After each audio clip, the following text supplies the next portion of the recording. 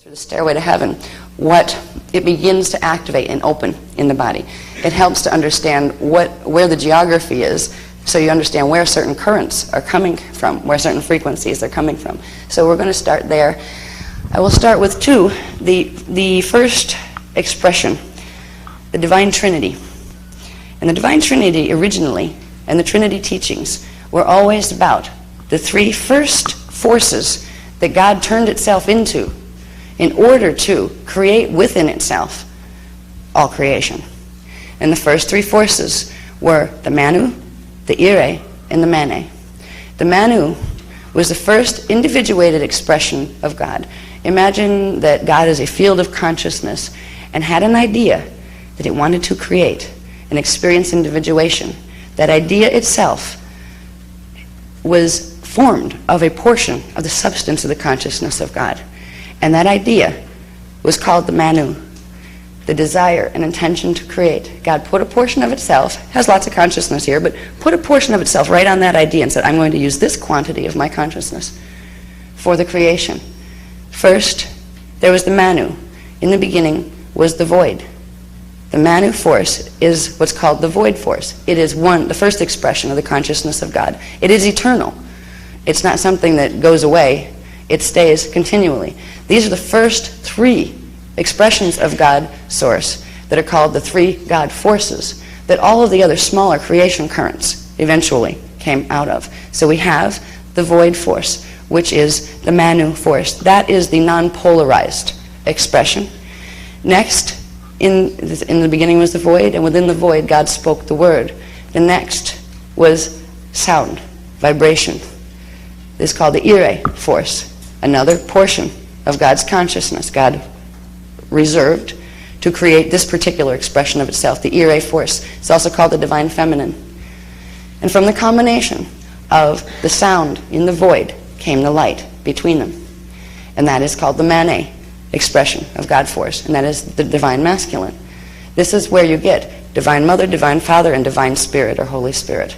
And that was the true original first Trinity before they started playing with it. Now, that first Trinity of expression of God force consciousness actually is the first forces that form the scalar waves that I've talked about, the cosmic scalar waves that form the scalar grids. There's a whole series of things. I'll do this. All right, we can put the next one on. We have the three forces, right? And we go from God and Spirit to science really fast. The three forces. All right, I don't have a pointer here either. It's going to be fun. Yeah, I usually have a pointer, but I lose them so often I don't have one this time. The three forces can be looked at also this way, in terms of science. If these were eternal, living consciousness, all right, of God, the three forces, the Manu, the Ire, and the Mane, and they expressed as the first units of the consciousness of God. Thank you. Thank you very much. Remind me to give it back to you or it'll get lost. Well, I'm terrible with these. All right. Thank you. He knows me. He's been around for a while. Thank you. All right. Now, standing columnar wave of light. It's columnar, it's standing, but it's not just a full column. It's actually a spherical column.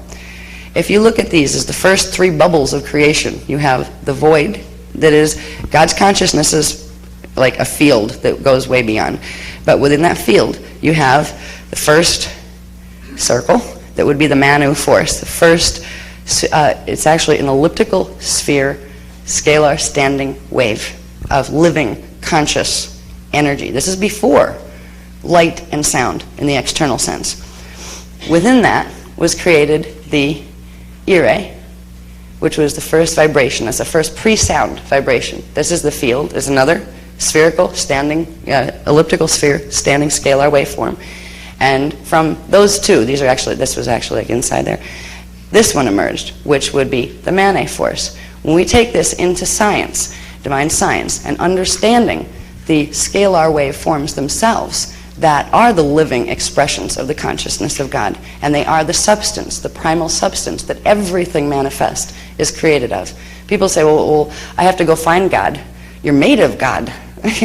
We are made of these units of consciousness. The first ones were the massive fields of pre-light and pre-sound and pre-movement. Manu would be the stillness, the still point. Then you have the ire, which is the pre-sound, and you have the mane, which is the pre-light. If you can think of those as huge bubbles that everything else lives within, all creation takes place in there, and we'll see inside of those what actually exists. This is where we find out when we do the Stairway to Heaven where the words Christos came from, where the word Christ came from. They came out of two words that were spelled with a K originally, at least on the top level. They're spelled with a K because it has a different vibrational signature than a C does. But the Christos and the Christalla were the first templates that were used to form the creation, and we'll get into that a little bit. But when we talk about templates, if we can understand that the three forces, the three living, conscious, eternal God forces that everything is made out of, take on the form of scalar standing waves that begin as a cycling of units of the consciousness of God. It starts with what are called Part-2 units. Now, Part-2 units would be units that are the carriers. They're standing scalar waves. They make up the scalar wave grid within those three primal force spheres of energy. The Part-2 is the carrier of the Manu force. And the Part-2 unit, in terms of science, cycles. It's a scalar wave that flashes off and on. When it flashes, when it's in its flash stage, it flashes on and becomes a Part-2 unit, which is a light unit, turns into Mane. When it flashes, then it cycles into ire, goes from light to sound, back again. They actually happen at the same time. Light and sound are created at the same time, just like when I was speaking about the first creation where we had Manu and the ire and the Mane. It's actually the Manu was created, and then within the Manu, the ire and the Mane simultaneously emerged. The ire was created, but simultaneously the Mane came from the combination of the Manu and the ire. So when we take it into science, when we take it into the behavior of ultra-micro particles, because what these units of the consciousness of God are in terms of science, they are literally particles that would be so tiny, the building blocks of the particles, things like quarks and those kind of things. These are the smaller things behind those, that these things are built, that the things science is finding now are built on. Science has not found the smallest particles that exist. Waveforms that are the basis for these templates, these standing scalar waves that are the carriers of the living God force consciousness. Science doesn't even remember they exist.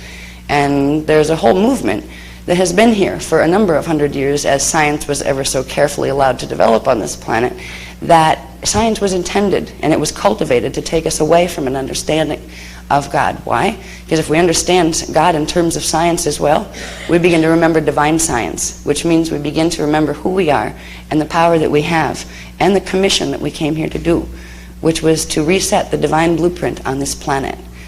Humans were commissioned for this purpose. They were asked by God, they were created by God to serve that purpose. And they were created to do that because they wanted to as well. It wasn't that somebody said you have to go, like set the divine blueprint down there, whether you like it or not. It wasn't one of those. We were actually part of God, as everything else was, and before we came into individuation, we decided there needed help in this particular area of the cosmos.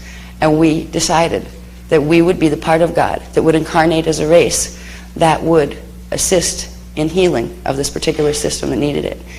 We are all composed of Part-2 units. Everything is composed of Part-2, Part-2, and Part-2. Part-2 units in science terms are antimatter units.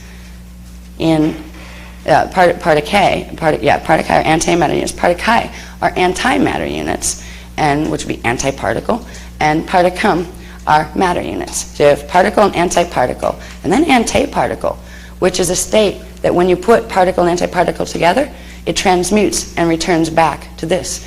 When you put the ire and the mane back together, it returns to the oneness, the wholeness, the Manu. So there's this expression of the divine Trinity. We are literally built upon it. All right, science is built upon it. Everything we look at around us is built upon it. All of our templates are built upon it. It is a primal substance that of creation, and that primal substance is living God consciousness. That is energy. That is the energy that becomes electromagnetism. When we talk about part of chi, part of k, and part of cum, this would be zero charge. It would have no charge, electrically speaking. This part of k would have a positive electrical charge, and the part of cum would have a negative electrical charge.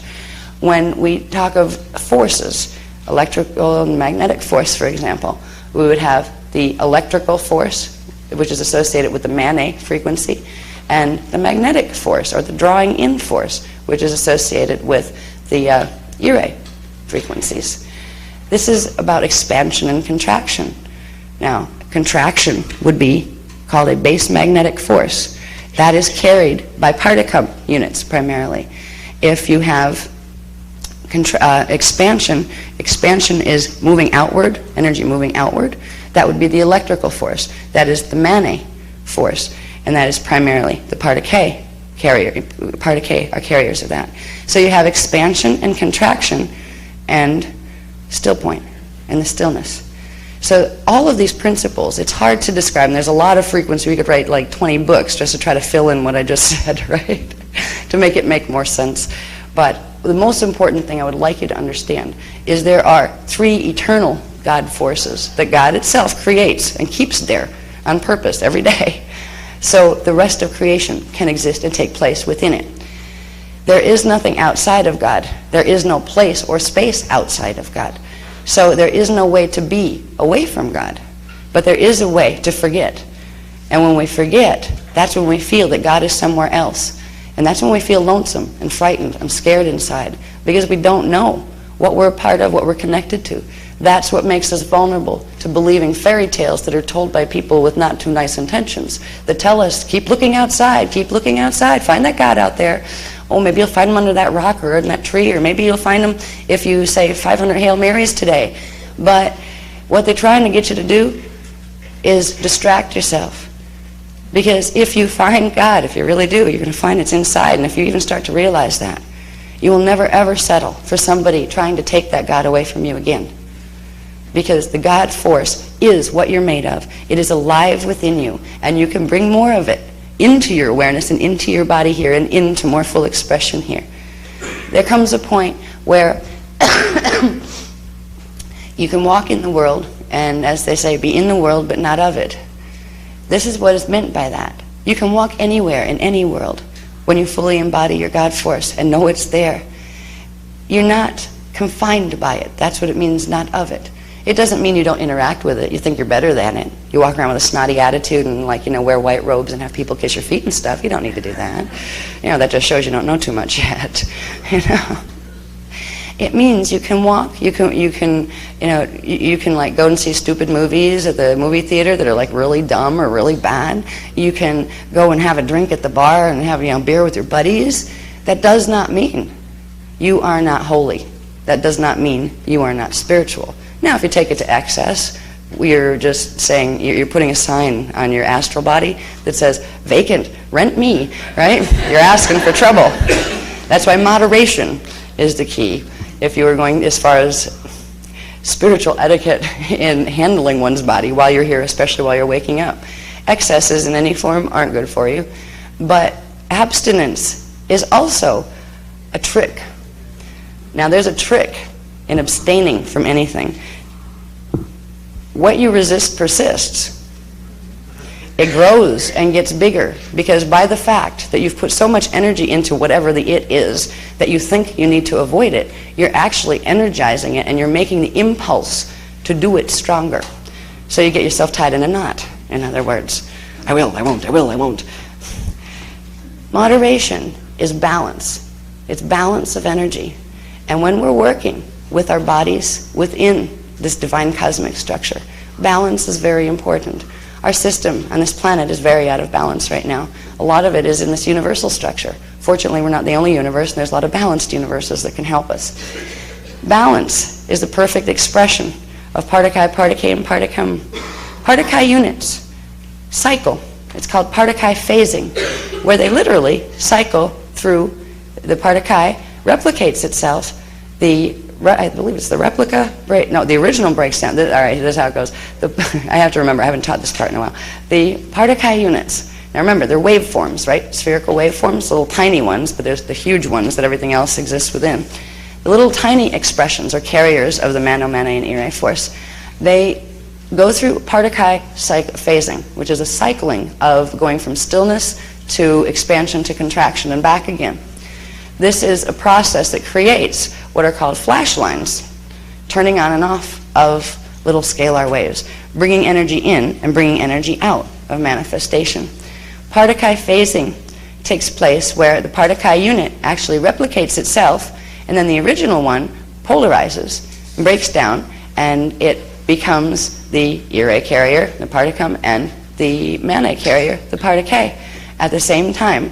But it's a syncopated rhythm. There's actually almost like a three-point rhythm, if you're going to like a three-step kind of thing, when you get into time. Now, time is tricky, because time is actually simultaneous. It's all happening at once. And you say, okay, well, you can take it so far while you're in a body here to understand what that means, because all of the structure that we're learning how to work with is time-coded. Well, that came first, and that causes this to happen. Cause and effect imply time. All right? If time is actually all happening at once, it gets a little confusing when you're in time trying to figure out how time isn't real. So it's only real when you're there. Well, we're here. So in terms of time, there is a three-step rhythm to the Part-2, Part-2, and Part-2 phasing. What Part-2 units do, these little waveforms do, is they collect more of like kind. Part-2 units will collect more Part-2, Part-2 will collect more Part-2, and Part-2 will collect more Part-2. They like attracts like in that regard. They'll actually attract more of the same kind to themselves. Now, this implies that we have the mano, mane, and ire force, the big ones that everything's taken place within, that are like just kind of, imagine big bubbles that everything exists within. This implies, if there's lots of these little guys happening, and there's more that can collect, it implies those first three, the first three, Part-2, Part-2, and Part-2, the mano, mane, and ire, are breaking their consciousness down, sending some of their consciousness into smaller form. They're recreating the creation. Just like Source put a portion of its consciousness in to form the original three, the original Trinity. Well, the original Trinity goes forth and does the same. And what it creates does the same.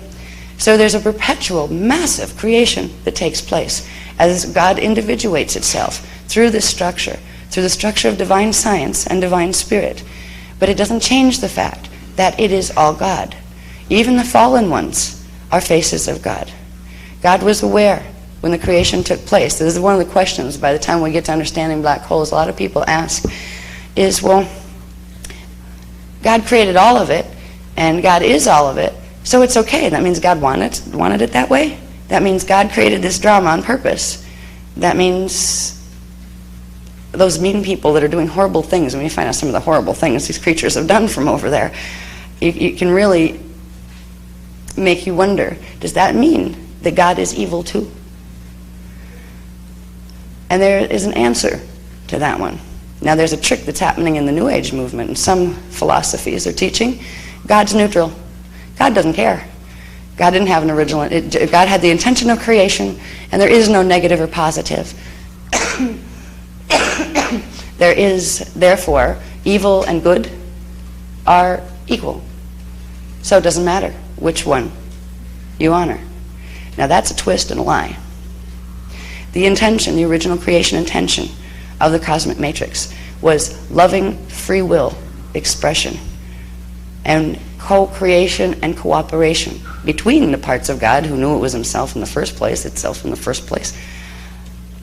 There was the desire to have joy, to experience joy. God does have a preference to joy. You don't get neutral. You know when you get neutral?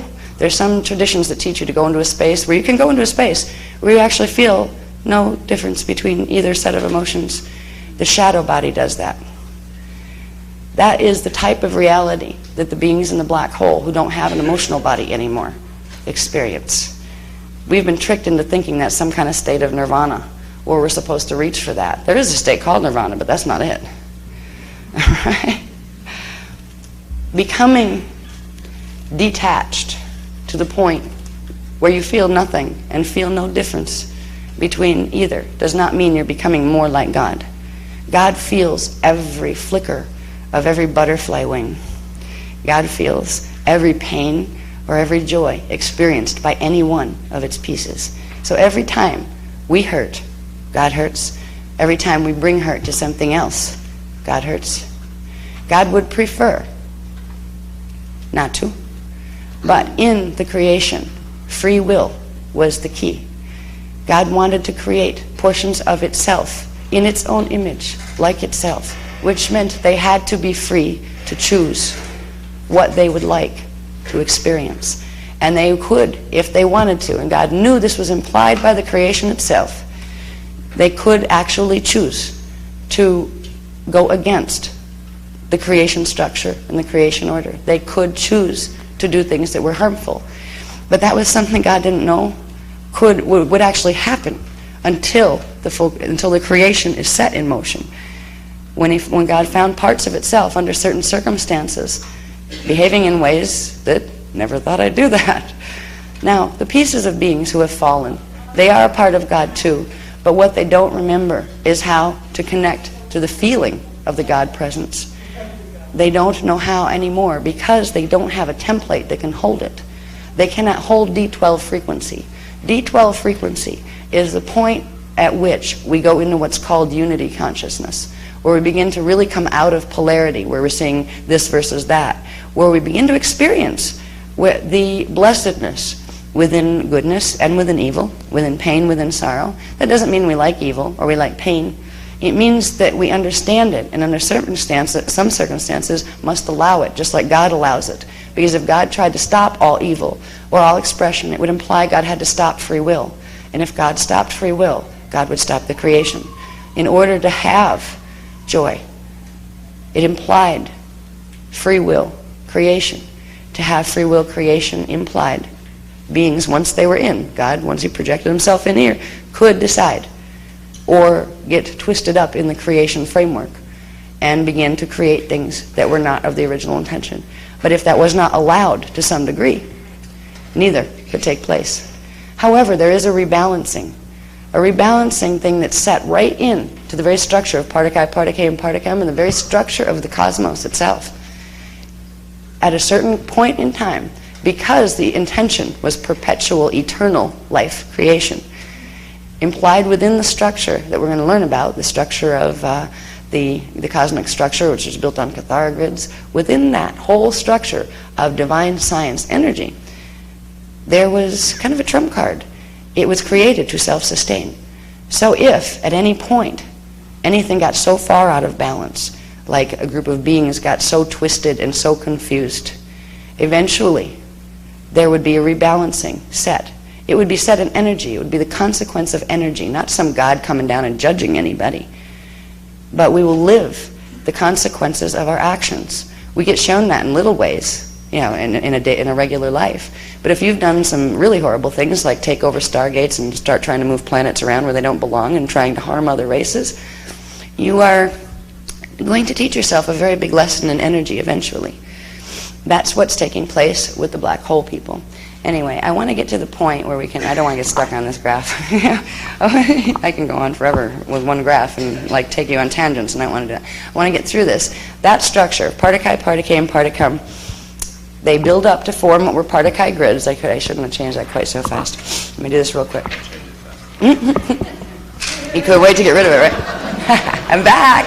Part-2, Part-2, Part-2. They bring more of like kind together as the Manu, Mane, and Ire forces project more of themselves into creation. They make more of little replicas of themselves. These little replicas, which are conscious, they are conscious units. These are people. These are identities. We're built of identities, right? They get together by like attraction, and they create what are called Part-2 grids. This is the beginning of the fabric of the unified field, the scalar wave shields that we've talked about. All right, and they continue to pull in more of like kind until they form three-dimensional scalar wave grids. These things here are called chelons. This is where we get chelantic science. Chelons are taking 1, 2, and 3 sets of flash lines, which gives a form three-dimensional potential. So you have Part-2, Part-2, and Part-2. They form interwoven Part-2 grids that accrete or bring into themselves more Part-2, Part-2, and Part-2 that fill out to form chelons, or crystallizations of light and sound and scalar waves, or scalar waves of light and sound that form crystallized units. These are the building blocks behind all the little tiny particles that science is finding. So this form here, this is called a Kilon code, which is a grouping of these. See, these little guys group to form these get bigger, and then they form these, and these get bigger, and they form clusters. This forms the shield. This is what the shields I'm talking about are built on. These are three-dimensional scalar wave forms, each Kilon code, and they will all have different mathematical relationships. We have what is called a crystal body. Another word for the crystal body is the shield. And that is the holder of our consciousness. Remember, these are conscious. These are units of the consciousness of God that collect to form things out of the units of the consciousness of God. These are identity. We have a crystal body structure that is the truth of our identity. If we took our mask off, now we have lots of different forms that we've experienced, actually. Most of us, if you don't remember incarnations, you'll just remember the one you're in. But we have a lot of different forms, and all of them are united through a crystal body structure that is unique to us, but also holds the template within itself of the literal entire cosmic structure. To come in, let's say you were a pulse of consciousness from God that was going to enter the creation structure, you would project yourself in through each of the levels. It's called stepping down. You would step down. You would go and leave a piece of yourself as the Manu, a piece of yourself as the Ire, a piece of yourself as the Mane, and then you would go down into the smaller currents from there. So you have a piece of yourself that's expressing in scalar wave form all the way down the dimensional chain. The piece you see when you look in the mirror is a composite piece. You actually have, there's 1,728 of you. Every person implies that there's 1,727 more. We'll get into that a little bit more too. This has to do with your shields and your incarnations. So I just want you to understand the core structure, the three primal God forces, which are the Manu, the Mane, and the Ire, how they express as Partikai, Partike, and Particum, how they build up to form Partikai grids, how they fill out or accrete energy, bring it into themselves, and form Kilons, and they accrete more and form Kilon codes, and these are the structures of scalar waves, little tiny composite scalar waves that make up that structure, your template, that's called the shield. But it's also the structure of the universal unified field as well. The whole cosmic template is formed of these, and everything that exists has a tinier shield that exists within that cosmic shield. Okay. Yes, yes. I'm assuming that with the how you have the Kilon codes, that how they're formed with each person is what makes us different. Yes, yes. She was making a comment about how with the Kilon codes, those little crystallized things, how they're formed gives us our individuation, our individuality. It's what makes us different. They each have different types of mathematical programming, and there's different combinations of mathematical programming that allow for different forms or different shapes or different expressions of individuated identity. Okay? Now, we go into the, we just talked about the cosmic shield, how the fabric of the cosmic unified field, right, is created from those Partikai, Partike, and Particum grids. Now, the crystal body grids. We can look at this easily in terms of, we'll just look at 15 dimensions and the primal fields here. This is getting closer to our universe here, all right? This is a diagram that shows one 15-dimensional time matrix. Just one, all right? That would be at the lower end of the stairway to heaven, okay? But if you think of the cosmic shield and smaller shields within it, if we get to the universal level, there is a structure of that shield that forms on a very specific mathematical program. It is structured to form 15 dimensions, 1 through 15. These 3 dimensions actually forms this way. If you're coming in from God, you'd be coming in this way. First, you enter this area. This is called the primal sound field, and it has 3 levels to it. First, the Akkadic, and then the Akkadic births the Polaric and the Triadic. Again, the Trinity, right? From the primal sound fields, then emerge the primal light fields. From the sound comes the light. We have the dimension 15, 14, and 13. Actually, 13 comes first, and it creates 14 and 15. All right, so we have the primal sound fields and primal light fields. This is called, this hue here, HU. The HUs refer to harmonic universe. These are called harmonic universes, and there are 1, 2, 3, 4, 5 harmonic universes in one 15-dimensional time matrix shield or template. and there is a primal sound field beyond that. Now we're down here in our particular time matrix, where our reality field and everything we see out in space that our spacecrafts are looking at and that kind of stuff, it's all taking place in what's called harmonic universe 1, which is dimension 1, 2, and 3. Dimensions are different from each other. They each have a different, remember I talked about Part-2 phasing, the rhythm, that 3-step, where the Part-2 becomes Part-K, becomes Part-cum, and circles back and forth. Well, there are different rhythms. You can do a slow 3-step, or you can do a fast 3-step. Right?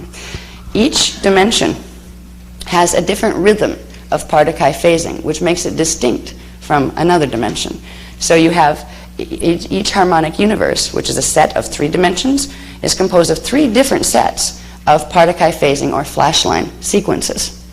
So each dimension also, if they were created this way, they started at the top and worked down.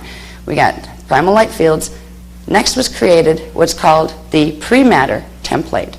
This dimension 12, that it has the coding for all of the dimensions down from 12, is called your Christos shield.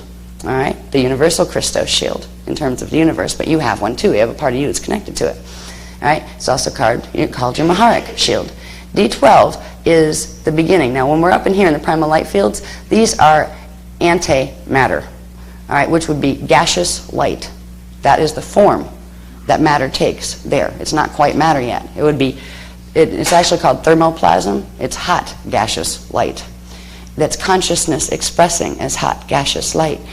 You each have a piece of yourself that wears that body form, hot gaseous light. When we move down, this is called density 5. These are also harmonic universe. The word could be substituted for density level. All right. This is the least dense level in manifestation. When you start, first you have sound, where you don't even have any manifestation. Sound becomes the light, which means it becomes thermoplasm first. Then that works down and becomes, the next thing is pre-matter.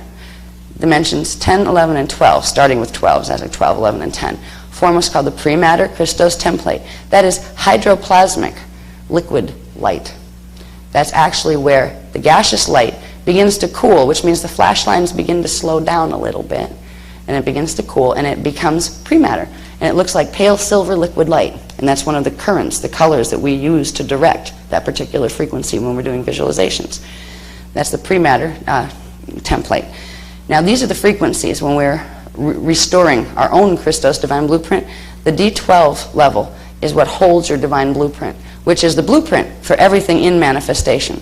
So from here down, from the pre-matter template, this is where you're getting into space, time, and matter systems fully manifest, where you have 3-dimensional holograms with separate bodies and things to walk around in. Because before you get down here, up here, you're still made of liquid light. This is the universal Christos, and each of us have a portion of ourselves that are expressing as hydroplasm, pre-matter, liquid light. It is conscious. It is a piece of ourself that is us, that we forgot we had. That is the state that is known as your avatar consciousness. Yes? So, as an example, if you take D13 through 15, is that where you could say our sun, the being of our sun exists up there, but it manifests down in the D1 through D3 level? So you connect it there, and then there's a line horizontal. Right. That's the present time matter. I think I'll address that in a little bit different way that will probably, I think, answer the question. You were saying that our sun is a... Okay. Well, I'm sorry. Yeah. Basically, the question that you were asking was... You use our sun as an example. Our sun. Representing this.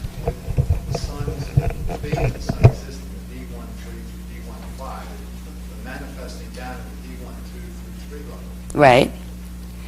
I think the answer is somewhere in what I'll say next. I'm not sure, but I'm hoping it is.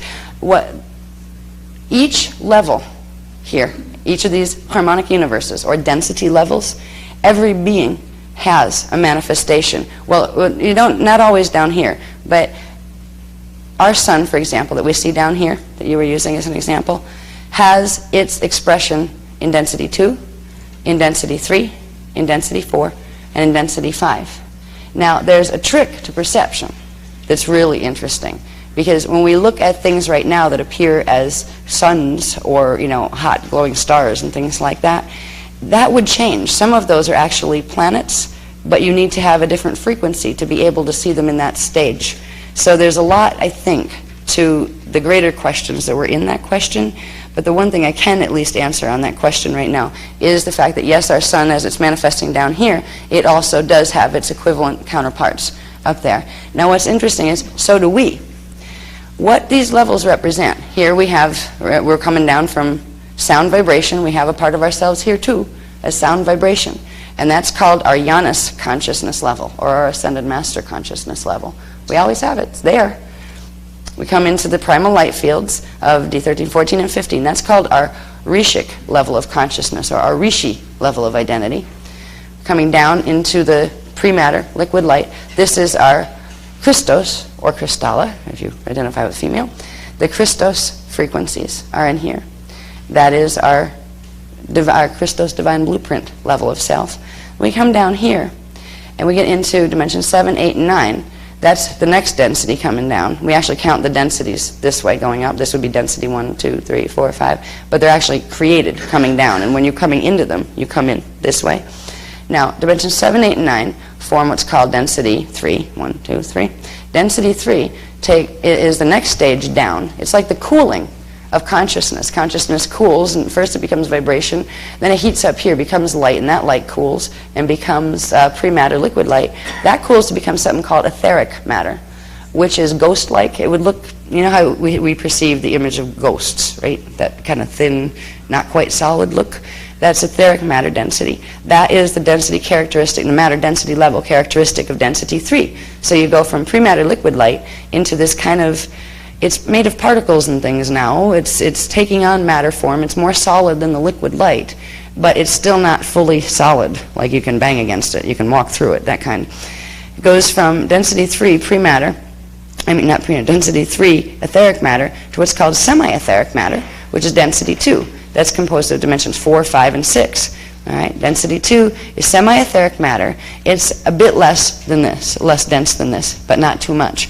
You have physical worlds in these systems where you would experience physical worlds in densities 1, 2, and 3, but they would have different properties to them. Now, we're in the process, we're still in what's called gross matter density, and that's a very appropriate word. It's not, it's implication of gross, yucky. That's not why it's called that, but it applies as well, I think. Yeah, at least on this planet. So we're in dimensions 1, 2, and 3, gross physical matter density, gross matter density. These are all physical, though, like densities 1, 2, and 3. There are physical expressions of body forms and of reality fields. So it's not that you get out of here and then you go hyperspace and turn into just pure consciousness. To turn into pure consciousness, you have to expand yourself all the way through and literally expand back out. Because what you're doing to come in to manifestation is you're contracting yourself first down into vibration, then expanding out as light, then contracting yourself back down into smaller and smaller packages of expression. And you're leaving a part of yourself along the way, on each part of the journey. When you come in, you create first your Ascended Master Self, which is a part of your consciousness that always hangs out in the primal sound fields and it's with you all the time. Now these are your direct connections to God, the parts of you that have never left connection with God at all. Okay, you have your Ascended Master Self here, you have your Rishi Self here, you have your Christos or Avatar Self here. Here you have your Oversoul. Here you have your soul. And here you have what is called the Taran, which is you, the incarnate self, the self that knows itself incarnate down here. This is the structure of your identity, not just the structure of the cosmic 15 or the universal shield, but it is also the structure of the universal shield. Earth, for example, is a manifestation down here. It implies it has a soul, an oversoul, an avatar, a rishi, and a sound expression beyond that, an ascendant master. Even planets, any matter form, has its expression. If you see it here, it has some expression in through these fields, particularly if it's a Christos creation, which means it was originally part of the divine blueprint, the D12 divine blueprint, pre-matter blueprint for a particular time matrix. Now, for example, with our Earth, we have Earth in density 1. Its counterpart, its soul body, is in density 2. It's called Tara. In density 3, its etheric body, its oversoul body, is called Gaia. In density 4, the pre-matter liquid light template for it is called aromatena. Now, aromatena, when we look up in the sky and look at the science charts that our astronomers have put together, there's a system called the Lyra system, and there's a star that's called the double-double in Lyra. That particular system, the double-double, is the actual place where aromatena exists. So the double-double, we call it aromatena. That particular star holds the whole pre-matter template for this whole 12 dimensions of this 15-dimensional matrix. So there is, I mean, the shields themselves. If you can think of stars and planets as big shields, all right? We have smaller shields that our bodies are built on. Planets have bigger ones, stars have bigger ones. Some stars have bigger ones than others. Some stars are central suns. We also have here, this is in the center, and this is interesting, because this is actually considered the galactic core in a universal structure, or the universal core. You have this would apply to galaxies too. These structures, like, you can take them down to the microcosm as well as up to the macrocosm. But here, dimensions 7, 8, and 9 hold something called the monadic core. At D8 is the monad. Now, this has to do with expansion and contraction of consciousness as it comes in and goes out of a matrix. There's actually a connection here that connects directly into what's called the parallel time matrix. So every 15-dimensional time matrix implies it has a parallel time matrix. One would be the expression of the particum. One would be the expression of the particle. One would be a base man-A or base electrical. One would be a base ire or base magnetic. One would be the male. One would be the female, which of course implies there's one that would have both. There would be one universe. If you have this one, you have a parallel one of these. That would imply, because they're in polarity, that they originally came out of one that wasn't polarized, which would be the expression of the Manu. This is where we get into, as we go along into the Eka maps, you'll see where the Eka universes exist. They are the expressions of the Manu, where polarity, there's still enough polarity to have manifestation, but it's not as extreme as it is within dimensionalized 15-dimensional time matrices. So one should basically understand this structure. The 5 harmonic universes, the pieces of each of us that live in those 5 harmonic universes. Dimensions, one other thing I'll say about dimensions so we understand them, because it becomes important when we talk about base 12 and base 8 systems like we will tomorrow. Every dimension has a set of 12 sub-frequency bands in the natural divine blueprint.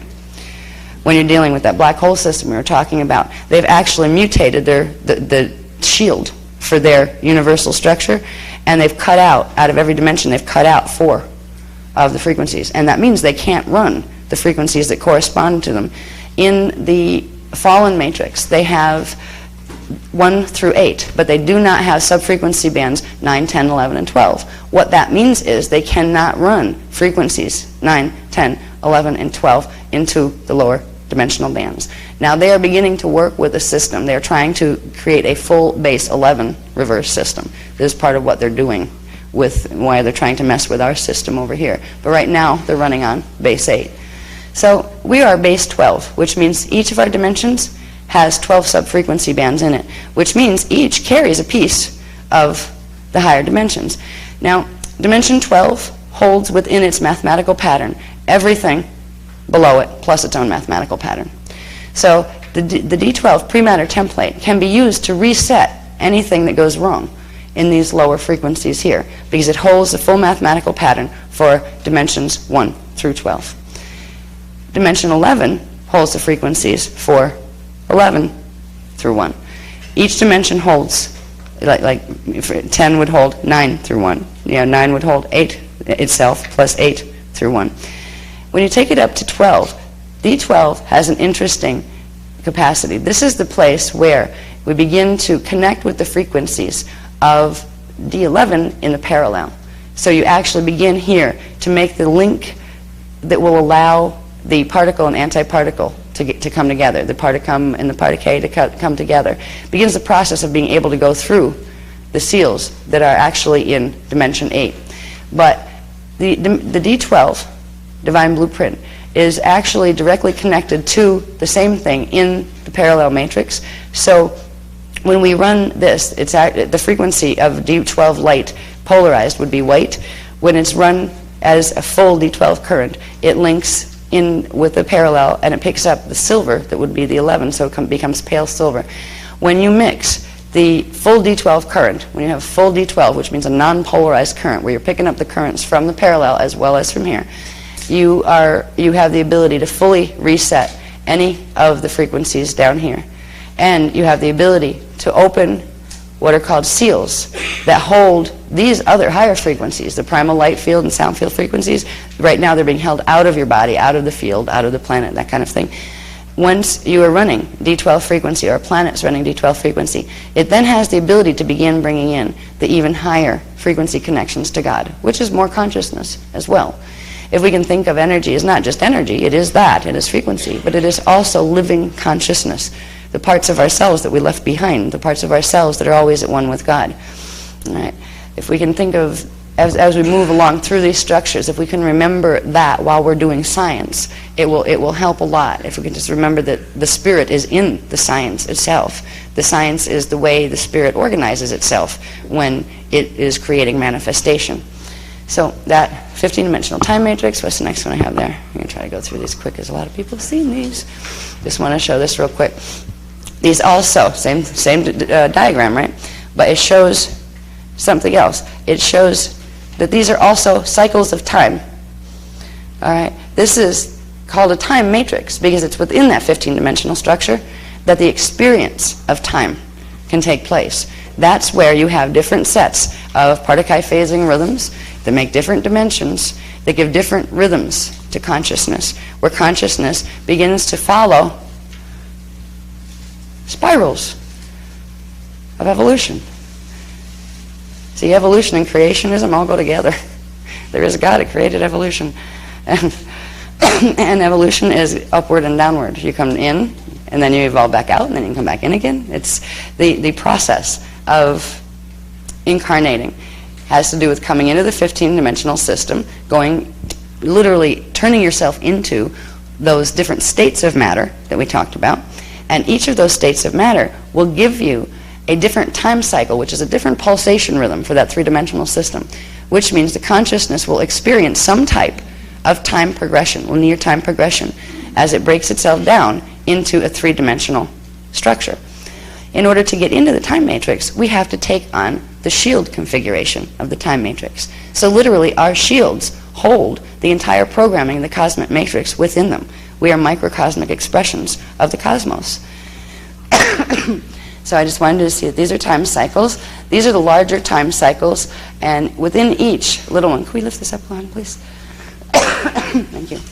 Within each one of these, which is a harmonic universe time cycle, there are little time continua cycles. So if you have that circle there, there's 6 time continua in one of these. This is called a Yuego cycle. Now, it's a little different than the Sanskrit word that they call them the yugas, I believe, the yuga cycles. That was based on, once upon a time in Sanskrit, there were translations of this material, but a lot that has been primarily taken out, and the numerical calculation systems have been changed. But they're called Yuego time cycles. This understanding that our shields, and the planetary shield, the galactic shield, the universal shield, is programmed with certain pulsation rhythms that are built on mathematical programming that allow consciousness or energy to move in certain cycles. This becomes important because this is where we start to understand opening and closing of stargates. All right, opening and closing of stargates has to do with at certain times in a planet shield or in the galactic shield or a solar shield. There are certain points of vibration that when they are hit, they create the opening to allow more frequencies to come into the shield. This is why we were designed, our universe was designed, and our cosmos and ourselves were designed to be perpetual life beings. If our shields would work properly, if our shields were working properly, our bodies would work properly, every so often there would be an infusion of natural primal life force currents from source. God would send more energy in. And that energy would help us to activate more of our shields, and we would expand. It's called accretion. Growth happens by accretion, which means pulling frequency in from the unified field around you, which is the template around you, pulling it into your template, which expands your template. This is what growth is. Now, when we are dealing with time, I'm not going to get into time mechanics here because it's really confusing. I mean, we've been getting some new stuff on time mechanics that it's just, it's not worth even trying to because I'll get tongue-tied. But there's more coming on time mechanics as far as how it works. It has to do with manifestation as well. I would rather take us through the manifestation stuff than before we get into the time, time things. But it's like that's not a subject that isn't on the CDD plates. That's not a subject that we won't know anything about. There's more on how time actually works. There's something we carry called genetic time codes. And these literally regulate everything. They regulate our growth. They regulate how much frequency, how much kundalini energy can run through the body. Our genetic time codes are being messed up by the implants that are in the planetary grids right now. And that's why we've been stuck in this state of non-evolution for quite a long time. So I think we can go on to the next one. I won't do time. Yeah, I'm going to try. I've got to speed this up a little to ever get where I want to get to with this. All right, again, same structure, 15-dimensional time matrix. And remember, there's other stuff beyond this, all right? This is just our local 15-dimensional time matrix. These are the primal life force currents that come down. See how they're smaller down here? And then they get bigger. They're bigger, stronger currents, and they're bigger, stronger currents, and really big, strong currents, right? Now, these, you have your density 1, density 2, and density 3 currents, which are dimension 1 through 9 currents. They are called the universal kundalini currents. So when you hear the word kundalini, like some systems teach about kundalini energies, they're talking about these. But they don't usually tell you that because they don't know the context that they fit into. They just know their life force currents. Now, most of the systems that are dealing with kundalini are only dealing with these. They don't even know that these exist, and they don't have the technology to open what are called seals that are between these sets of 3 dimensions. Between each harmonic universe, there is what's called a magnetic repulsion zone. It's like a tissue capsule bubble, actually. It's also called the radial body. It separates this reality field from the next one, from the next one. If you could look at this, like this would be the small, a small bubble here.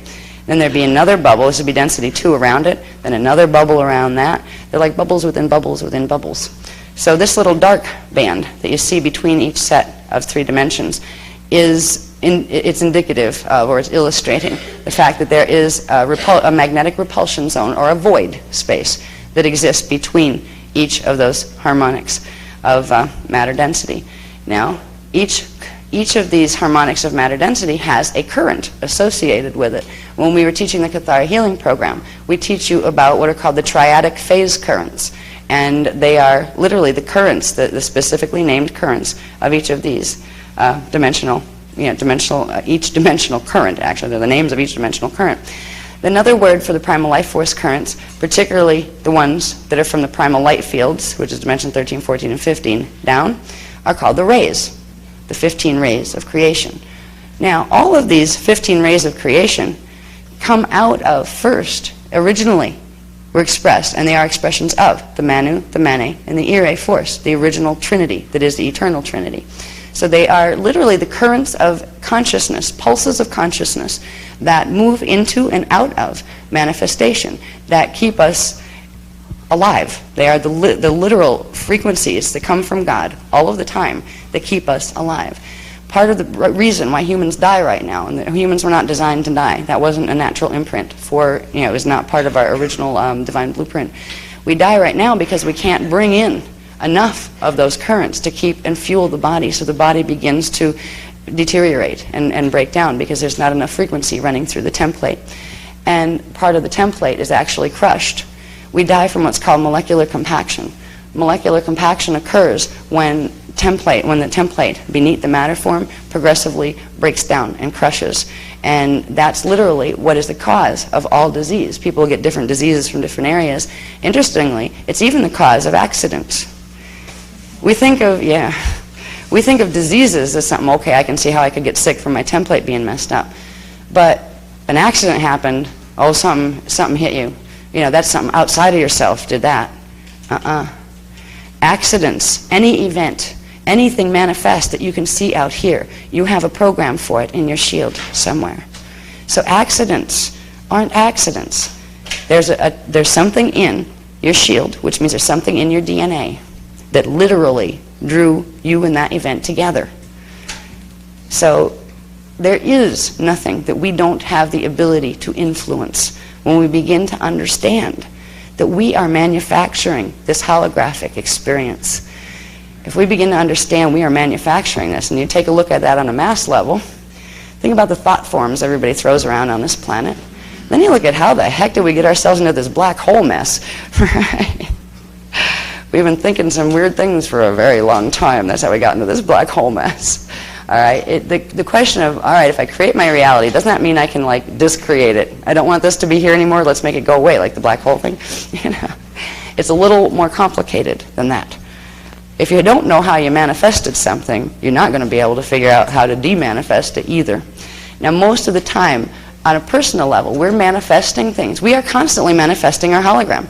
Every time we breathe, we're manifesting our hologram. We'll talk about that a little later, how the in-breath and the out-breath and the pause breath are actually the means by which the primal life force currents move down through us and project outward into our own personal radial body. Remember I said that there's like this little radial body skin that's surrounding each harmonic universe?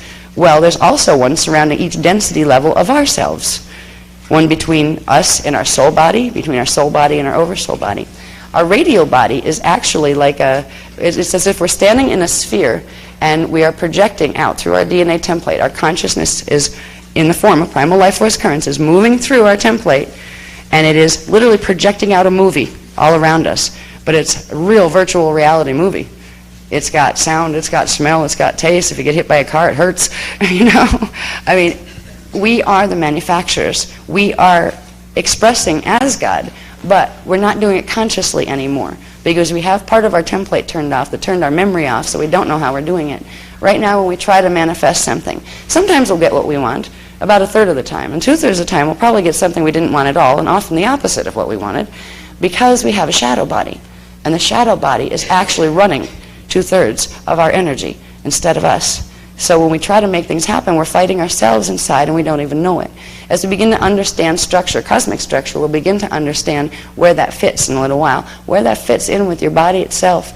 That's where you will find out where the anatomy of the shadow is, because it has an anatomy. Just like you have a tangible structure of your soul and your oversoul and your avatar and all those parts of you that have scalar wave expression that are with you all the time and in you all the time, you also have a shadow body that since 25,500 BC, everything on this planet has had. And it is not a natural configuration. So as we're learning these things about structure, it will help us to understand, to bring it home. Once we're going out in the universe now, understanding the basic cosmic structure, the primal life force currents, and all these things. We're going to understand the echo maps pretty soon, because I want you to see those. Then we're going to bring it all home into the body, so we understand how our bodies fit into that whole structure. And then we are going to, by probably this afternoon, after lunchtime, and this evening, we are going to work with the flame body healing technologies, which is the exciting part of this whole workshop, because this is the stuff you need most. All right, let's get to the next one, please. Now, many of you have already seen this 100 billion times before, but I'll go over it quick for the people who aren't, the people who are new. This is called a Kathara grid. Kathara means light, sound, one. All right, that's what those sound tones mean. And you put it together, it says Kathara. Originally, before the whole race line got hijacked, the Catharis of France were teaching the remnants of Kathara teachings that had been left by Jeshua and his crew in the biblical times. Now, what this is, it's also been known as the Tree of Life in some traditions. Now, in most traditions, you will not see it with 12 spheres on it.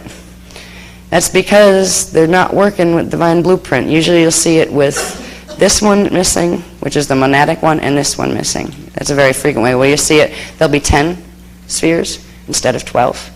Some of them work with 11. That would be these, but not 12. The ones that are not, that when you see belief systems that are using this, calling it a tree of life or whatever they want to call it, and they have less than 12 spheres, it is a black hole teaching system, or a teaching system that started out good and has been corrupted by the black hole teaching systems. All right, and that's usually the case. Usually they didn't have very good teaching systems of their own. They hijacked ours, and they take our teachings, take our books. Heck, they used to raid our temples and take our temples and use our name and teach garbage under the name of God, basically. But this is a Kathara grid. This is really the map of shields, of all shields. It is the first 12 points of vibration, of expression in any shield. Now we have the Trinity, the first forces that are created, the Mana Ire and the Manu. Now these forces form what is called a Cathara grid. They break into a set of 12 vibrations. In terms of dimensionality, there are actually two Cathara grids, as we'll see in a minute. Two interwoven Cathara grids form the primal light and sound. One forms the primal light and sound fields, and one forms the dimensional fields. This particular Cathara grid, with 1 through 12 on it, that is showing you 12 dimensions. This holds the 12-dimensional program. That means every one of these centers corresponds to one dimension. The flash line sequence that belongs to that dimension, its mathematical program is held in that one vibrational point. These are called Cathara centers. We don't call them Sephiroth, we call them Cathara centers. Every template has one of these. The cosmic, actually two of them, one for the primal light and sound fields up above and one for D12 and down. Let me see, all right, wait, hold on, incoming. All right, yeah. Anyway, sorry. I used to get really nervous when they do that. Once in a while, Ma'a's with me all the time. He's one of the Ioni speakers. He just kind of like hangs out over my shoulder and taps me on the head once in a while and says something. So I used to feel funny about doing that. Pardon me. I do talk to people that nobody else sees at the moment. You see them sometimes, though. Anyway. The Cathara grid template, there's a lot more on this in the Cathara Biospiritual Healing System manual for people who want to explore it. There's a lot more detail than what I can give you verbally here on these structures if you want more of the science on them. But what a Cathara grid is the first 12 points of vibration in the formation of any template, from the cosmic level all the way down to the personal level. That means everything has a Cathara grid. The Cathara grid holds the mathematical program. The first 12, the first one, I don't have it on this diagram, but there's another one that looks like this that would hold another 12 points that represent the primal sound fields, and then dimension 13, 14, and 15 are the primal light fields. That would be connected to this one right there. So the primal light field D13 would actually be connected at the same point as D12, and that would be a Cathara grid that would go up this way. Now, this is the one for 12 dimensions. It holds the mathematical program for each of those areas of the shield. So the Cathara grid that would be on top here for the primal, it would called the primal Cathara grid, would hold the mathematical programs of the energy that the particae move on for the primal sound and primal light fields. This one holds the mathematical programs for 12 dimensions. Cathara Center 12 holds all of the programs in all of the other ones and its own. Cathara Center 11 holds its own plus everything below it, etc. So each one of these centers represents one dimension, one full dimensional program on the cosmic and universal level. So we have an embodied one of these too that we'll learn about later, and that literally, these are, on the personal Cathara grid, it's the personal part of the shield that are the first anchoring points that your consciousness takes on in order to anchor itself into a manifest form. All right, we can go from Cathara, please. Now we're going to take Cathara grids in a little different direction right now. First I'm going to show how it fits into the 15-dimensional matrix, right? No, this is just one 15-dimensional time matrix again. All right, we have the Cathara grid. This is the universal Cathara grid for 12 dimensions. That takes you up to the universal pre-matter Christos template. Here would be where the light and sound, the primal Cathara grid is. You have dimensions 13, 14, and 15. You can ignore those numbers there. There's an easier way to number that. You can have 13, 14, and 15. And then these three, 1, 2, 3, that would be the triadic level of the primal sound fields. 1, 2, 3 levels of the polaric level. And 1, 2, 3, the akkadic level. So each of the primal sound fields, there are 3 levels to each level. All right, that's where you get the 12 going, 12 Cathara centers on the primal Cathara grid.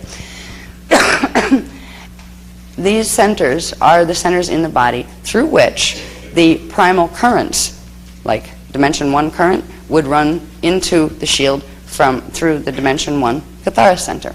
All right, these are actually the feeding centers that even in your own body, your own Cathara grid that's in your body, in your shield receives the primal life force currents first through the Cathara grid. The currents that go with each dimension come into the shield through the Cathara center point that has the corresponding number.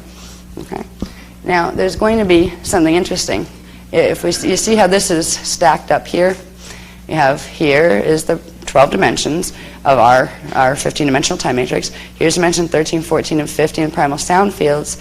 What's interesting is when we begin to understand a little bit about these on the universal level, we'll also understand that these little points of vibration where energy can come in and out in our bodies, into our shields, are also on the universal level, on the planetary level, and the galactic level, stargates, where energy can come in and out. All right? So these 12, when you take it into the universal level, you're talking about one universal time matrix, 15-dimensional time matrix. These also represent the map of the stargates. Each one of those would represent a location in the universal shield. And we do have the maps where we've been given the names of where they are and the ones on the planet as well. So the Cathara grid is the core template that the shield manifests on. It's the first 12 vibrational points, first 12 doorways or windows or gates of energy that move in and out of the template. On the body level, there's things that build up from there, and on the planetary level, we have all sorts of systems that take the energy from there into the next level. We have Merkaba fields, we have axiatonal lines, we have chakras, and all sorts of things. But the energy first comes in through the Cathara grid, into the body, into the shield, and then it goes through the cosmic level as well. The stargates are the natural structure by which God and Source and the Manu, Mene, and Ire continually send current or parts of themselves in to feed as energy, to give energy to the perpetual life system and circulate other parts out. This is the circulation system of the cosmic matrix. And we have everything in existence takes on this form in order to get into manifestation. So at the core of every template, and its original template, it took on the whole pattern of vibration and of scalar waves that were built on the Cathara grid. Okay, so everything has to take on this pattern. Everybody's core template is built on this. The cosmic template is built on that. The universal is built on that. When we look at it in terms of stargates, it gets interesting because we learn that, all right, we're down here. That means we can get into the other spaces, right? We could get out of our density and like into the next density by getting through these stargates into 4, 5, and 6, dimension 4, 5, and 6 stargate. We could go to 7, 8, and 9 through these set of stargates. What's interesting, too, is how they connect. And this is what we're going to get into, I believe, next. Is that where I went with that? I think it is, isn't it? It's close. Let me see. Wait. All right. Yeah, we can pull it up a little bit here. Now, I want to explain one more thing on this. Here's what we were just looking at, but in small form. All right, the big graph that was up there a minute ago, where it has the 2 Cathara grids. These are the stargates, right? Here, over here, it lists the locations, the main locations of these stargates when we look up in the sky. And up here, I would like to show this one first, honey. I want to show you the connection between, all right, you have one Cathara grid and the primal Cathara grid, the dimensional Cathara grid and the primal Cathara grid. Here's where shields come in. All right, each 3-dimensional set, remember that would be a harmonic universe, has a shield. If you were really going to draw this, it would look like a big bullseye with this one, this little small one, then another one, bigger one around it, a bigger one around it, until you got all the way out to this one around the outside. But if we begin to understand how Cathara grids and shields go together, a shield is a full mathematically arranged scalar wave template. Now, our whole Maharic shield would be our D12 level shield, which would include all of the mathematical programmings of all of these. The shields, each shield is built on a set of 3-dimensional programs, the core Cathara grid programs for that density level. So this shield here, which is called the telluric shield, corresponds to density 1, and that means in your body, but also on the planet and also in the galaxy, etc. Sorry. Okay. These little things in here that are called signets, which is another word for the stargates, they're really the doorways the energy moves back and forth through. They're the core of the shields, and the center ones, all the way up in each shield, the center ones correspond with the middle pillar. These actually control and direct what the other 2 will do. So this middle pillar, even though it's not the first in creation, it's not the most powerful current. This is the pillar that runs the primary forces of the Mane energy. It actually directs the function of the others the other two pillars, unless you override with these higher systems, what frequencies, which is what we're going to learn to do with flame body activation. All right. So if you look at the Cathara grid too, another way to understand it in terms of the Mane, Manu, and Ire, this is the primary current of Mane, this is the primary current of Ire, and this is the primary current of Manu, coming down this side. This one is actually the first one that was formed. And if this had been the first one that was formed, it would have been a static universe, and it would not have been, there would not be the experience or experiential quality we call movement. But anyway, these shields, we have four that connect with the four densities, right? Density 1, density 2, density 3, density 4. 4 shields. Each shield has its dimensional number that's at its core. It corresponds with the Cathara center. And up here, we have what are called the 4 primal ionic shields. They call these the ionic shields. The word ionic comes from the word iani. The word iani is the name of a race, but it also is a word that comes from the word Ionis. The word Ionis is a word that means the ascended master level, except they don't use that because it's kind of like, you know, oh, hi, I'm an ascended master kind of stuff. There's too many people pulling that gig, you know, and it's not. It's the real level of what the fakes are trying to say they have. So the word Iani is at the core of the word Ionic, and the word Ionis is at the core of that. And the word Ionis really means of the unici, which is the point of all union. All right, so these are the ancient words that went with, you know, with the ancient teachings. Okay, we have the Akkadic shield, the Polaric shield, the Triadic shield, and the Rishaic shield. All right, now when we think of shields, remember how we were turning on different parts of our shield to get our DNA to work again, to bring those frequencies and those levels of consciousness back in our bodies? Well, this is what we are turning on. We are turning on the primal life force currents because we're opening the doorways in the shields that allow for those frequencies from all over here to come through these gates and activate the shield and come back into our bodies. Now, we all have these core templates. The shield itself, if you looked at it, would look like a beautiful disc of standing points of light and sound that made pictures. They're all geometrical shapes, and you know they literally look like mandalas. I don't know if anybody, you know, if you're familiar with the word mandala, but they're like a form of artwork that uses symbolism, and they're usually done in a circle, where all sorts of just beautiful self-expression of the self is like put into it, and everybody'd have a different mandala. Where your shields are your true mandalas, because everybody will have these primary programs running just to get in here. Even like plants have these, animals have these. Then there would be species differentiations where you would have, you know, different mathematical programs that would make a rabbit as opposed to a human, or a plant as opposed to an animal. Then you would have, even within that, more differentiation of mathematical geometrical programming that would, even though it's all built on the core template, it would give more differentiation where we get our individuation of form and identity, the self that we call self. And this happens all the way down. So we, like our soul self, we're not all the same soul. We have individuation on our soul level just as we do here. Same with the oversoul, same with the avatar, same with the rishi level. Even our ascendant masters level have different distinct identities. So we don't lose our identity as we expand into becoming at one with God. The whole process isn't about climbing the ladder so much. It's about expanding back to hold the rest of yourself. It's like you have to come into this little body and then grow it out so it can hold the rest of you to get yourself all in.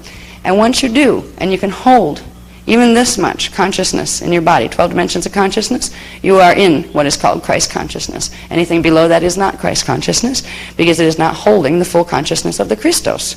So, Christ consciousness that everybody in the New Age movement likes to aim for, but they don't know what it is, that's what it is.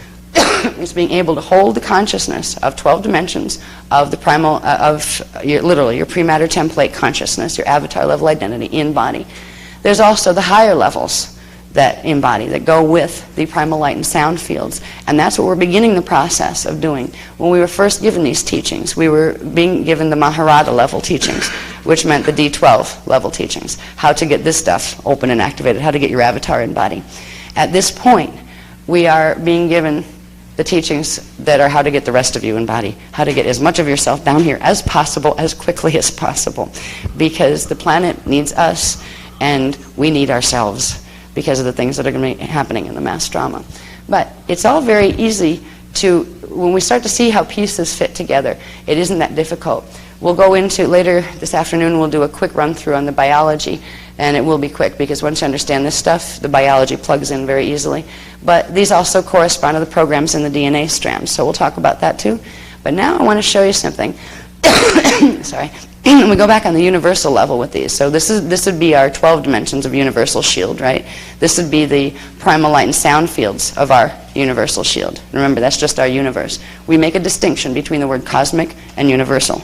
Cosmic is the big thing that contains many universes, and universes contain many harmonic universes, which are smaller, and they contain many galaxies. Okay, so that's, there's a breakdown in how we use those terminologies there. Can we pull it up a little bit, please?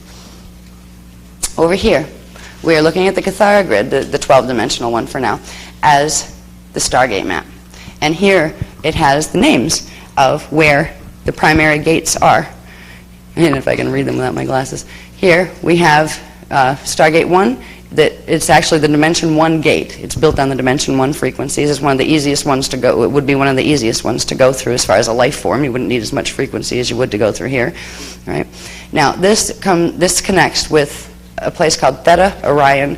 Theta is also called trapezium. It's a cluster, a little cluster of stars, and so like the gate is in, not just at the center of the star. It's probably like in between the cluster of 4 stars. But in Theta Orion, it's in Orion's sword. The next one here is in Epsilon, which is in the Eridanus system. This one, now these are universal stargates, okay? These aren't just little galactic ones or little planetary ones. Over here, Universal Stargate 3, Earth. Universal Stargate 4, our sun, which is called Sol, S-O-L. This is why this planet is always in trouble, because it has the anchoring rods of the 2 pillars that literally, if you mess with these 2, you can literally reverse the whole. If you took, it's like, imagine if that was standing there, you could take it like this and flip it. Right? That's literally what is going down with this black hole crew. They are trying to literally get a hold of these 2, do something to these so they can use the whole bottom thing to flip the whole grid, the whole universal shield down into their matrix. They're hungry. They know they have a limited life expectancy of their black hole itself, which means it'll implode on itself, because it will. If it can't receive the inflow and outflow of currents, and it can't receive the D12 inflow anymore, it begins to eat itself. It's like a cancer in itself. In fact, our cancers, our diseases that are affiliated with cancer, come from the reversals that we carry in the templates that are connected to the Metatronic coding in the black hole. So anyway, on the Stargate level, Earth, our sun, a place called Alcyone in the Pleiades. When we look up in the sky, in our star maps down here, and like human star maps, you'll see, there's Alcyone, it's one of the stars in the Pleiades. That is, when we are looking at Alcyone, we are actually looking at Tara. That is the soul body of Earth. All right. When we go, Gate 6 is in Sirius B. All right. This is where a lot of our buddies come from right now. There's also a part of this particular gate that's fallen in our time matrix. Most of these gates and the planets and stars that go with them have had part of their shields pulled into at least what's called the phantom black hole, which was the smaller one that you can get back out of if you get help. All right, they're trying to pull them all in now through there. But Sirius B, Arcturus is Gate 7. Gate 8 is, again, back in Orion, but it's called Mintaka. Okay? There is another... now, there's a word here that says Gaia. This is just another gate connection, but our planet, our Earth's equivalent, etheric matter density 3 planet, Gaia, is actually the star Polaris. When we look up in the sky, the North Star, that is actually, we are seeing Gaia from density 1, and it looks like a star, but if we were in etheric matter density, it would be a planet we could walk on. It wouldn't be a fireball in the sky. So this is how perception changes as our consciousness changes. As we turn on more of our shields, we're bringing back our ability to change the matter density level of our body. We can move through gates and literally go from being solid matter to less dense matter and back again if we want to. So there's a lot of things that change in our hologram when we begin to bring more of us back into body. To be able to go through gates, we need to activate our base 12 program. we have to be able to at least run the frequencies. If we want to get up here, we have to be able to embody those frequencies, is what it comes down to. We'll talk later about the strands and how they correspond to gates and all of that, the DNA strands, and how they correspond to the shields. Can't talk. There we go. All right, so anyway, we're back up here. 7, 8 is Mintaka, Orion, that's in Orion's belt. Meroc, Andromeda. Lyra, Vega. Lyra, Avion, which I believe is in our science charts, they call it Shilak. I don't know how they pronounce it. I think it's Shielak, but its actual name is Avion, and Aramatana, which is Lyra Double Double. These 3 gates here are the prematter gates, right? The dimension 12, 11, and 10 prematter gates, the liquid light gates. They're called the cradle of Lyra, because that's where all things in our time matrix have to come through in order to get into manifestation in the densities. So it is, the cradle of Lyra is all things in this time matrix originated from the Lyran system. So everything is Lyran at its core, because we all hold the programs, literally in our DNA, of the cradle of Lyra, where we came from. Okay? Now, we're going to see how, this is what I wanted to get to, the ecomaps of the God World Gates. I'll probably go through those and then we'll do a break, because if we get through these, wait a minute, should I do that before or after? What are we on time? Huh? An hour to lunch? Okay. I'm thinking of taking just a 5. Do you want a 5-minute break for like bathroom runs or something? Okay. Because the ecomaps are a little complex, and I don't want to go through another 25 minutes if you need to like run or something. So I could use one too. All right. About 5-10 minutes. There's just a quick bathroom run break. Yeah. I'm not going to launch into those yet. Now we're starting. Thanks, Matt.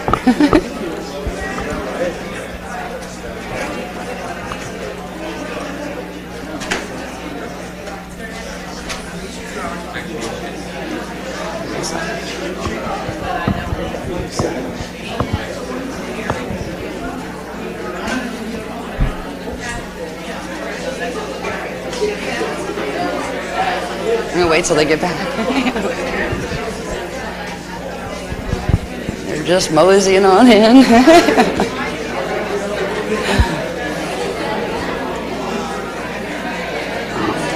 This reminds me of the bus in Egypt. It took 45 minutes to get everybody back on the bus.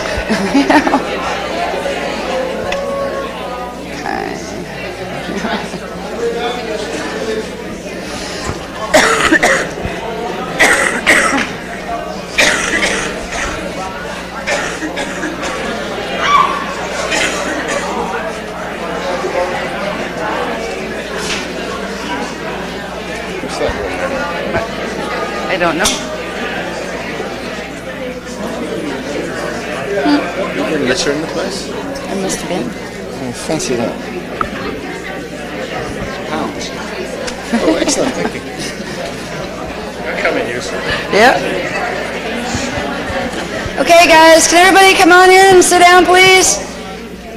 Because it'll be lunchtime before we know it, and I'd like to get you to a certain point before lunch.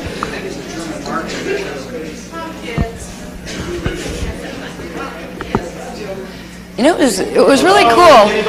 You know, it was really funny. The girls, remember when the girls from Calgary, they had it worked out perfect. They had a little bell. They ding, ding, ding, ding, ding. Yeah. That was excellent. We should use that idea.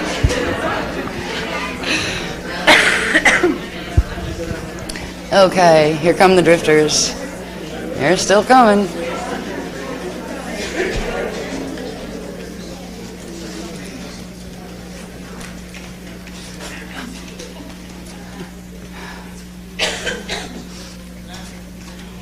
One more. Okay. Almost all present and accounted for.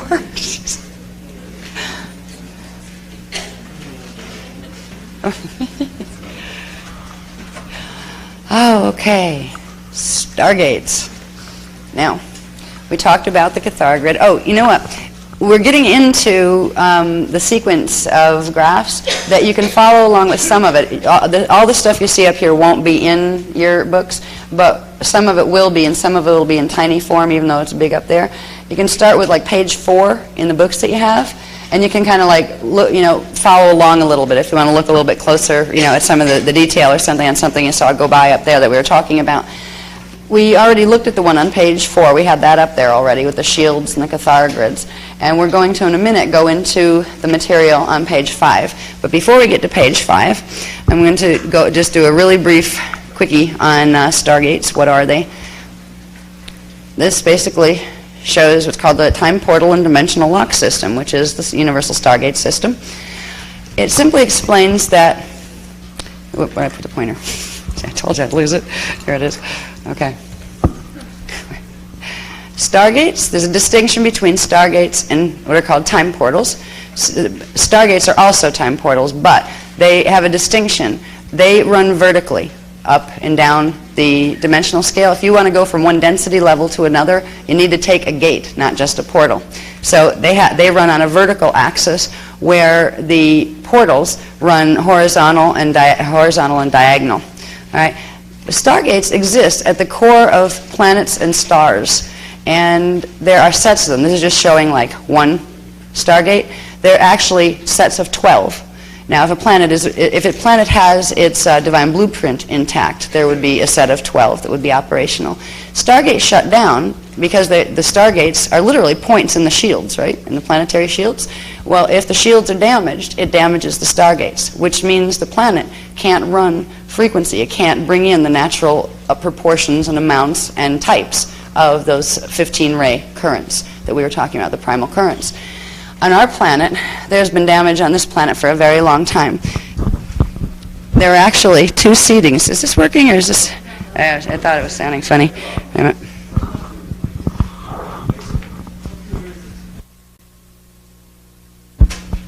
How's that? Has it come back? It has come back. All righty. Now, on our planet, we'll talk a little bit more about the history tomorrow. I don't want to go into history today because I want to get to the flame body activations today. But we have had 3 seedings of this race on this planet, and twice it was destroyed by our buddies from the black hole matrices because they're trying to get control of the stargates here so they can use it to infiltrate and get control of the whole of 11.5 of the stargates in the universal scale. They're trying to use Earth and the Sun to get control of the rest of the universal Templar. Now, it's called the Templar. The stargate setup is called the Templar. We have an inner Templar, which is our Cathara grid and all the energy running systems, and we have a planet has the Templar, a galaxy has a Templar, the universe has a Templar. The word Templar comes from template pillars. Now, the pillars get into something we'll talk about in a little bit when we get into the echomaps of the God World gates. There's something called the 12 Ruche pillars, which are literally the first, let's say, anchoring rod massive scalar wave forms of pre-sound and pre-light that come from source, from the Mano, Mene, and Ire. There are steps to creation, where creation is literally stepped down from the Manu, Mene, and Ire forces, which exist as those spherical, elliptical sphere scalar standing waves. Within that, there are smaller and smaller constructs that get us down to where we are here. All right, I'll get on the stargates. He said to just shut up and go on the stargates. So someday you guys may have the privilege of meeting Ma'a.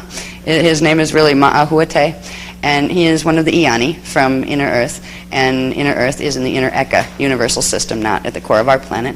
But he is one of the primary speakers, or trainers, let's say, that work with the speakers here and work with people here. If we get to the point where we're able to do gate crossings, he would be one of the first ones that we would meet. He's a lovely man. Anyway, stargates, just so we know the basic structure of them, what they do, if you look at them, if you look at just one of them, they're actually like a little bow tie where you have a vortice of energy this way and a vortice of energy that way, right? One is spiraling energy this way, one is spiraling energy that way. There's a little knot at the center that's called a seal, a crystal seal, and that's actually a location in the shields.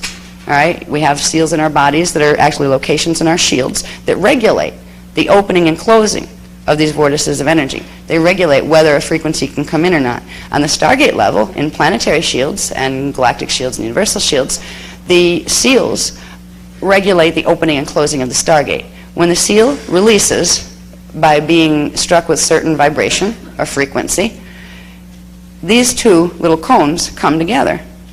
and they form what's called a Merkaba field. A Merkaba field is two spiraling, counter-rotating energy fields of electromagnetic energy. One's electrical, one's magnetic. And what they form at the center is called a form constant, which is a radial body, magnetic repulsion zone. It's a sphere of energy that forms at the center. Now, all of the radial bodies that we've talked about, how we have that each density is separated by a radial body. Remember when we were doing the 15-dimensional matrix chart? It implies, that spherical form implies that there is a Merkaba field that is generating within itself that form. So this is where the concept of Merkaba comes in. Merkabas are not just something, I mean, I've seen teachings out there that are teaching you Merkabas are just something ascended masters or high important guys from up there in the sky can use to travel around in. They don't explain anything about Merkaba. Merkaba are natural phenomena, Merkaba fields. One would be called a Merkaba spiral. You put them together as the two counter-rotating fields of electromagnetic energy. They're around every form in manifestation. They're called Merkaba fields. To make that Merkaba field a Merkaba vehicle requires activation of certain things and reaching a certain spin speed, because these are spinning. All right, the spirals of energy are spinning. We have one around our bodies and lots of little ones inside of our bodies, and they spin. And the Merkabas and the shields are very connected. We'll get into that when we talk about anatomy a little bit this afternoon.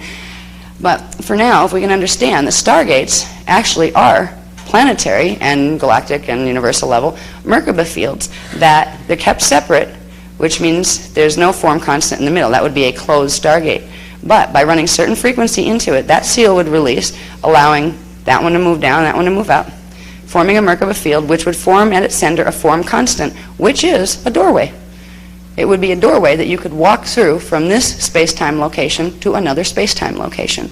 And that's just literally how easy it is. I mean, when they open and your body's working the right way, see, if your DNA isn't working the right way, which means your shields are blocked. If your shields are blocked and you try to go through a stargate, if that stargate has a base 12 code and you can't run base 12 frequency, 12 sub-frequency bands in each dimension in your body, it would actually implode your template. It would kill you physically, and it would fragment your consciousness into the unified field. That's why we've been trapped on this planet for so long. I mean, humans have been incarnating here for ages and ages now, and we haven't been able to use the Stargate system at all since about, well, there were exceptions made with a lot of help from our friends on other planets and in other places, but the majority of humans were not able to use gate passage at all since the mutations occurred in the DNA, which began heavily in 25,500 BC. Yes? So when we die, where do we go before we go back? I knew that question was going to come. You know what? Hold that question and ask it. Remind me again, when we're talking about the astral body and shadow body, because I will be able to answer it in that context more clearly without going off into that now and losing everybody completely. All right? All right. There's a where do we go and where are we supposed to go? And there's a difference between the two. Because literally for the since 25,500 BC, humans have had a very hard time getting out of density 1. Normally you would be able to go into other reality fields. In fact, normally you're not supposed to die in the first place. Your body, you're supposed to be able to take your body with you. But since we've been dying on this planet, particularly since 25,500 BC, we have been being hijacked. This is where we get ghosts from. Ghosts are not a natural phenomena. They're part of the identity of the person that got stuck in the third dimensional band, which is the mental body region of density 1. So they're D3 parts of the personality. It implies there's another part of them stuck somewhere else. These are people and everybody has been falling into this since 25,500 BC.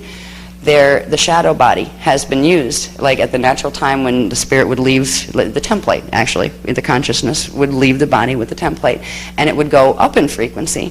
It gets split in frequency instead. So half gets stuck here as a ghost, and the other part, actually 1/3 gets stuck here as a ghost, and 2/3 get stuck in the shadow body, which is like an astral body, but it's not the natural astral body. It goes into what's called the phantom matrix black hole system. So the phantom matrix black hole system is not the same thing as the Wiesadek black hole system. The phantom matrix black hole system is something that it was originally part of our matrix, so it still has our matrix coding. Even though it's reversed, it can be healed.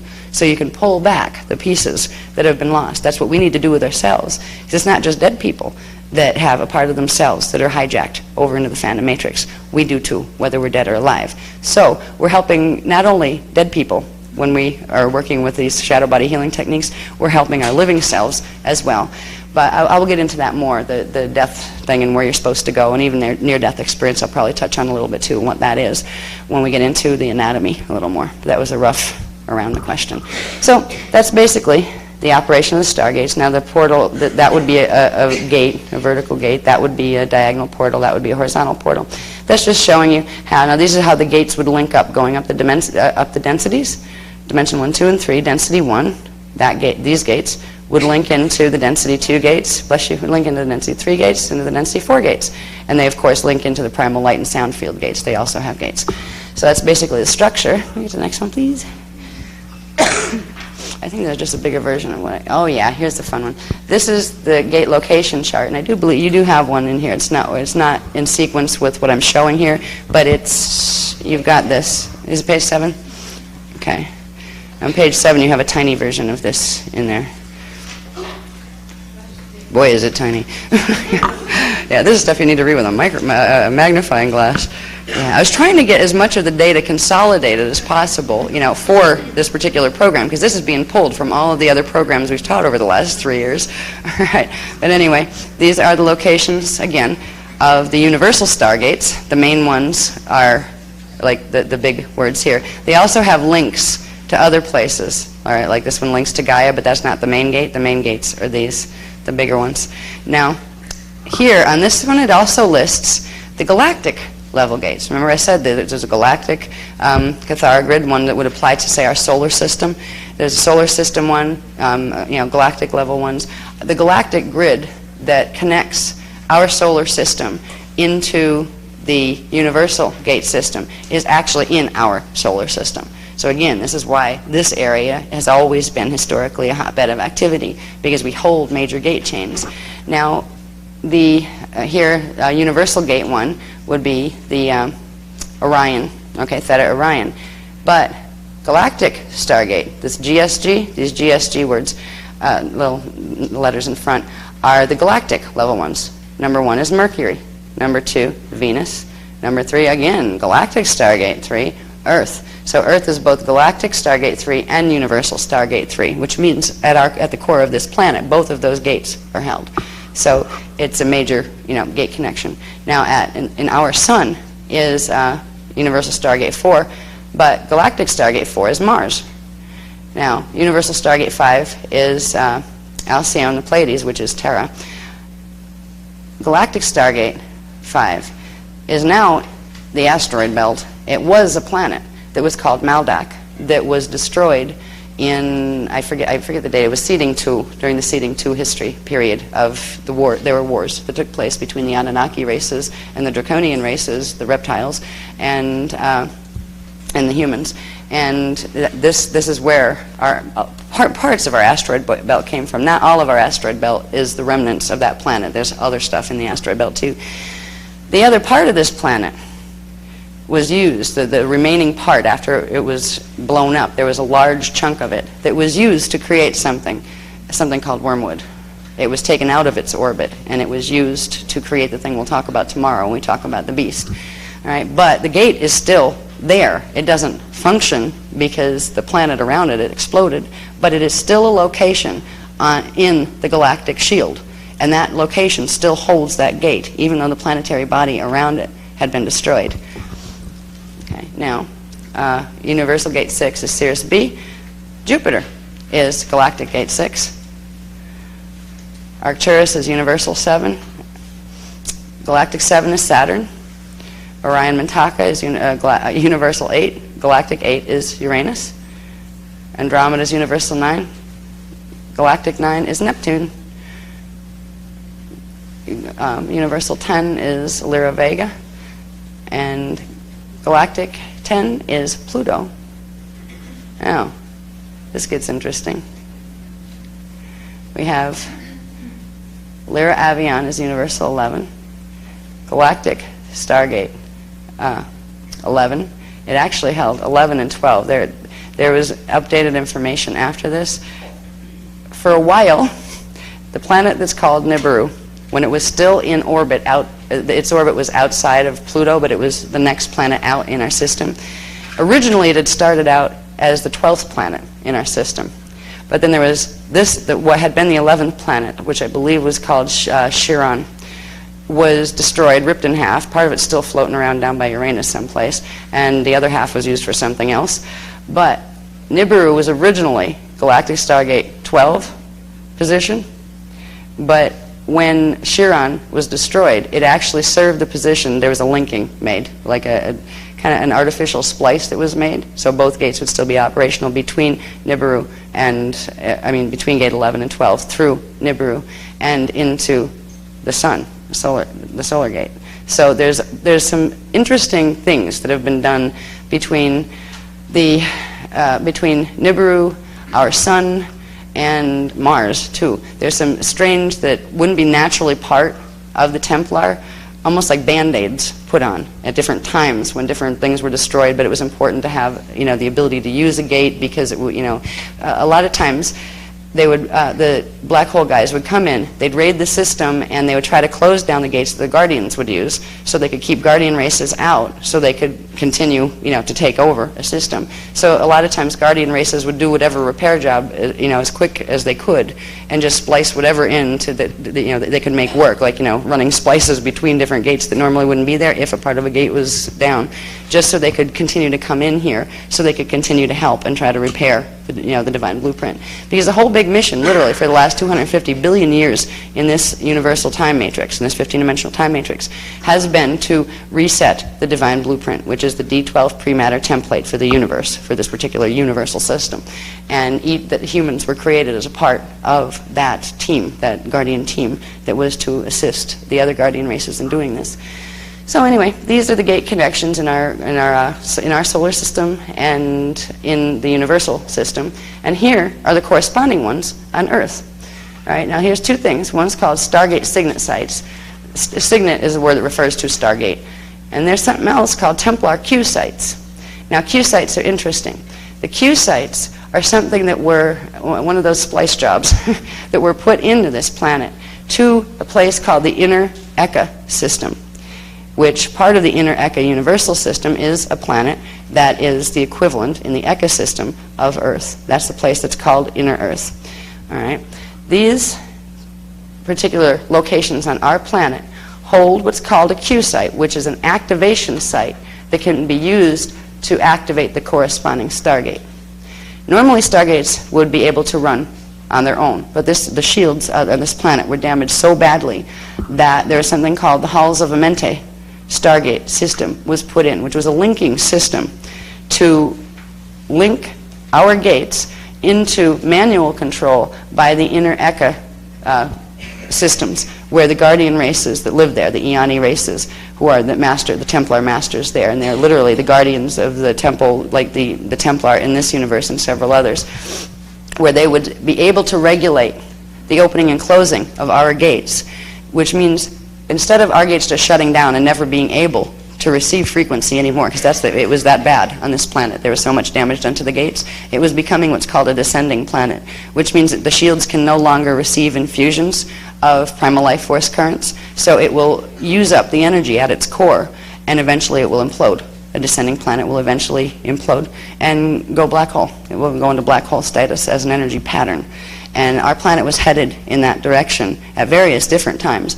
The Halls of Mente Stargates were created over a long period of time, and this goes back to a history that's actually in Voyager's Volume 2 that explains the fall from Tara, when this solar system itself wasn't originally here.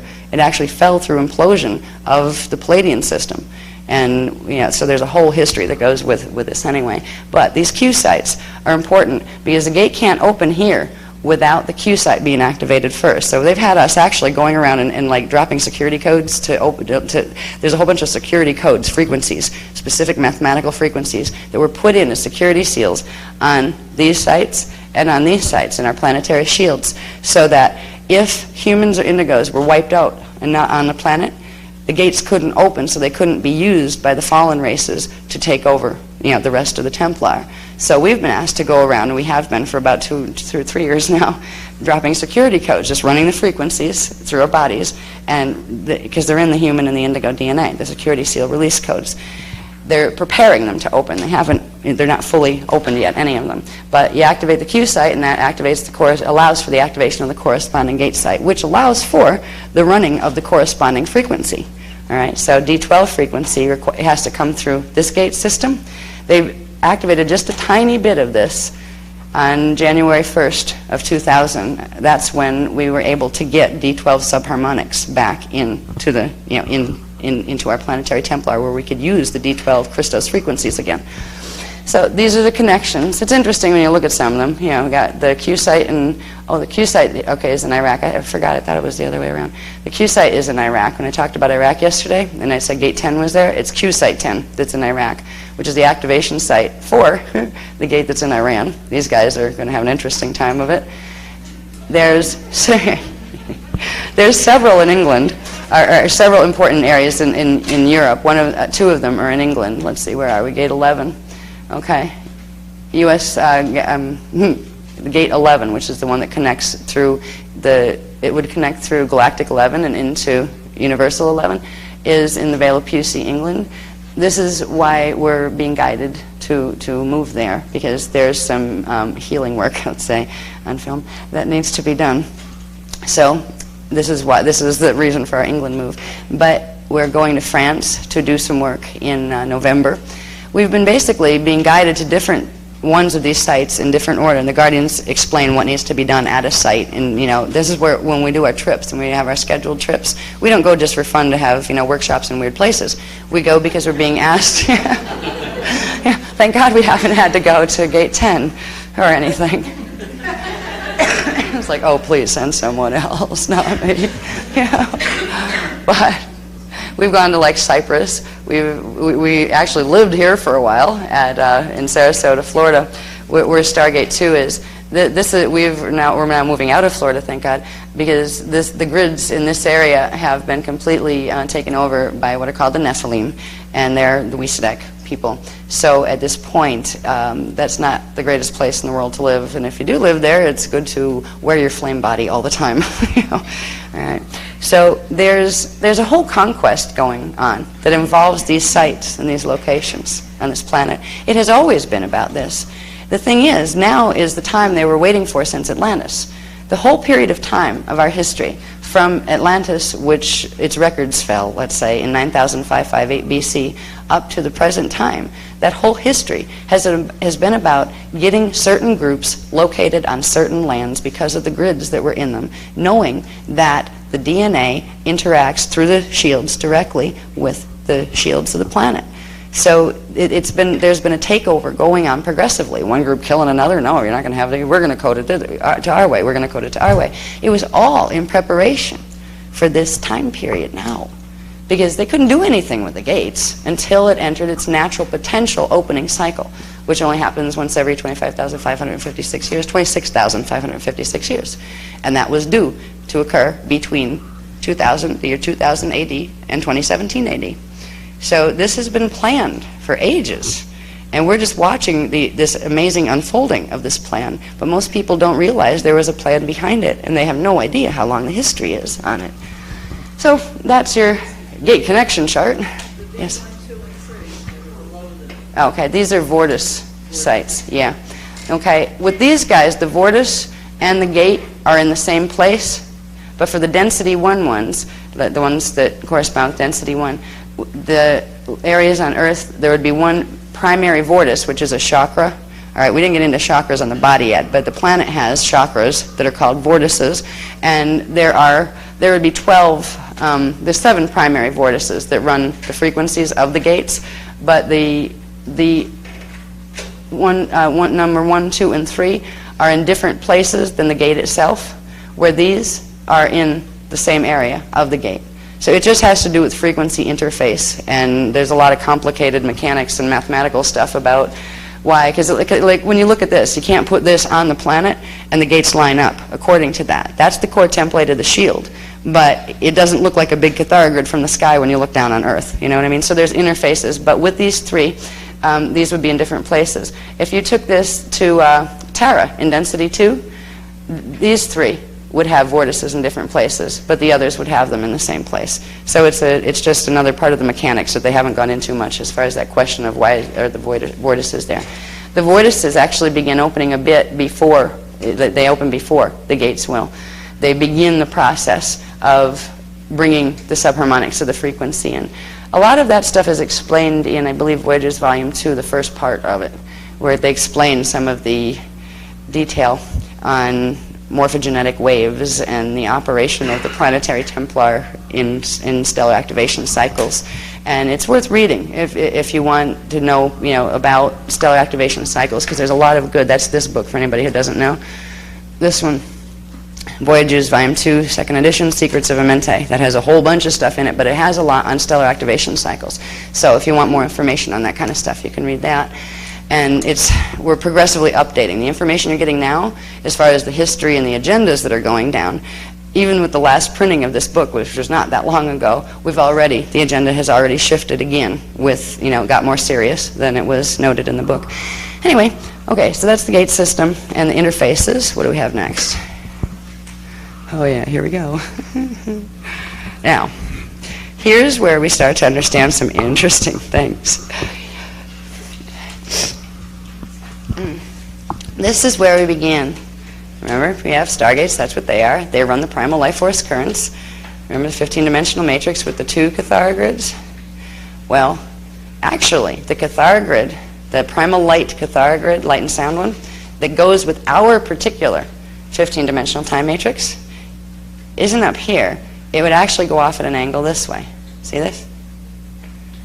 That has to do with the angular rotation of particle spin that literally particles spin on, their axis that they spin on, and it has to do with the Merkaba axes of the energy that's in each of those systems. So there is a 90-degree shift in angular rotation of particle spin and Merkaba axis between our primal light fields and sound fields and our dimensional system. Here's where we begin to see how it's not just 2 that plug in, but one 15-dimensional matrix plugs in to its parallel this way. Here's the 1, right? Has dimensions 1 through 12, 13, 14, and 15, the primal sound fields. That's here. Okay. All right. Here is another set of dimensions 1 through 12, another primal light field. This is the parallel 15-dimensional time matrix. They're linked together. At the center, I'll show you this bigger in a second too. At the center, this little area here forms another Cathara grid, a small one. This is the inner Eka universe. And it goes all the way up, which will show you the stairway to heaven. Now, this, let me put the next one on that shows it bigger. Okay. Oh wait, do I have that one there yet? Which one's that? Yeah. Oh yeah. Oh, in fact, let me put the stairway on first, and then I'll walk it up that way. Yeah, I'll put the stairway on. Now, that's just the beginning. The stairway to heaven I talked about. Yeah, let's do bottom first, honey. All right. That's what we just saw on that other thing here, our 12 dimensions, right? And our primal light field. Our 12 dimensions, our primal light field. Parallel 12 dimensions, parallel primal light field. So that's 2 15-dimensional time matrices. And the inner Eka system.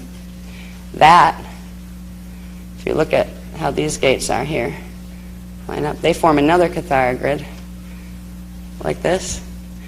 It forms what's called the Akasha. This is one of the God worlds. This is what they consider the God worlds. The inner Eka God worlds is considered the lowest God world, the first one you'd go through on your way back up. That expands out to another system called the Akasha system. Another set of reality fields, interwoven reality fields. That expands. Let me bring that down, honey, please. This here expands and becomes part of a bigger one. The pattern keeps building. This is the stairway to heaven, that you finally get to the top. Now we'll talk about these a little bit, each of the pieces. This is a consolidated look at the echo map of the God World gates. Remember, each one of these is a set of stargates, okay, in a 15-dimensional matrix. Another thing I want to show you with these, in fact, I'll show it to you piece by piece now. It's a little easier when you see it piece by piece. We'll start at the bottom. Yeah, it's the picture more than the words. I'm not going to go into that stuff. Yeah, all right. Now, let me get this on here, this guy, yeah. All right. Again, here's our 12 stargates, right?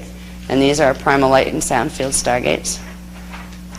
Each of these, remember we had talked about radial bodies that form around each three-dimensional system or each density level. There's, this one's hard to follow too.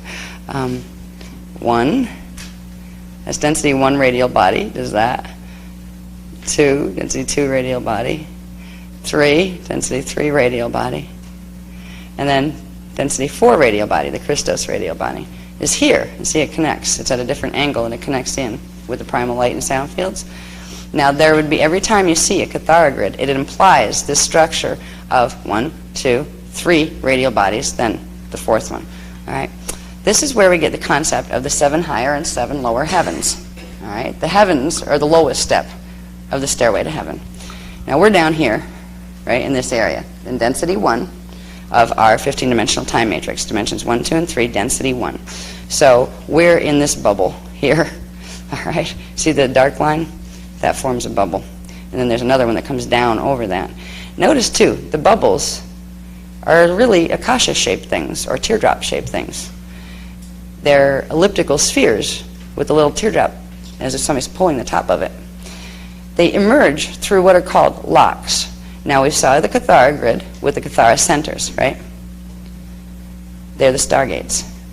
There are other things between them that regulate the flow of frequency between the gates. These are called locks. There are little tiny locks between each dimension, and that means between each stargate. So between Stargate 1 and Stargate 2, there'd be a little lock there, and between 2 and 3, there'd be a little lock.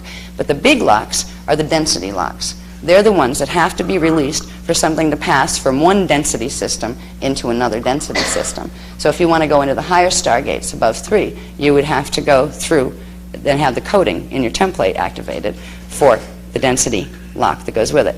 So there's down here, and you'll see, like, when we get into this, the locks are all on there too, all these little guys. That's why it looks so confusing where you can go cross-eyed looking at it. So we have down here, it's the 0-point lock, which is literally is a lock that opens into the primal light fields when the other locks are open. So the LZ is lock 0 point. Lock 1, density lock 1, density lock 2, density lock 3, and then density lock 4 is up in here. Again, up in here ends up in the inner Eka universal system, in their Stargate system.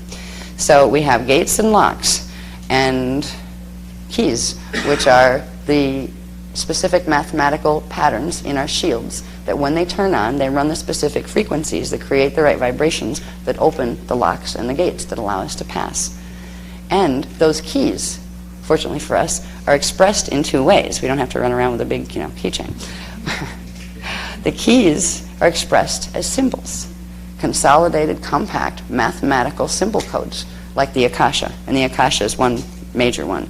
So these symbols are, remember they were going to do a book, and we just never had time to do it, Time Traveler's Guide to Symbols and Their Uses, because the symbols are the mathematical programs that when you run them through your consciousness into the right parts of your body and your template, it will activate the corresponding frequencies. Now this becomes very handy. First you've got to get yourself healed, and you can use this to heal your template because we're all running around with damaged template. We can heal our bodies, we can activate our flame bodies, which we'll get into a little later, and once we have that healing done, these are the symbols that we would call to mind, or the tones that go with them. The symbol is the expression in light, visual, right? Every symbol has a tone, a sound vibration that goes with it. Either using either or both, a symbol or a tone that is the key for one of the locks or the gates would literally be, you could hum yourself through a Stargate. You don't have to have all sorts of fancy calculators that keep track of really wild mathematics for you. It's that simple. So it's the ancient sciences. They're as complex as you want them to be, because every one of these symbols could be translated numerically, but not with numbers here. It's a base 12 system, and literally the math here isn't big enough to translate the mathematics of these. These are like mega computer programs that our computers look like, like tiny little calculators compared to. So when we work with the symbol codes, what we are doing is working with the keys to the gates and to the locks. The locks become very important. The locks, if you can open the locks, they trigger the opening of the gates. So when we're working with building our own flame bodies and getting our template activated as fast as possible, the fastest thing to work with are the lock codes. We'll create more rapid template activation, more rapid shield activation than using the gate codes themselves that are coded into the body.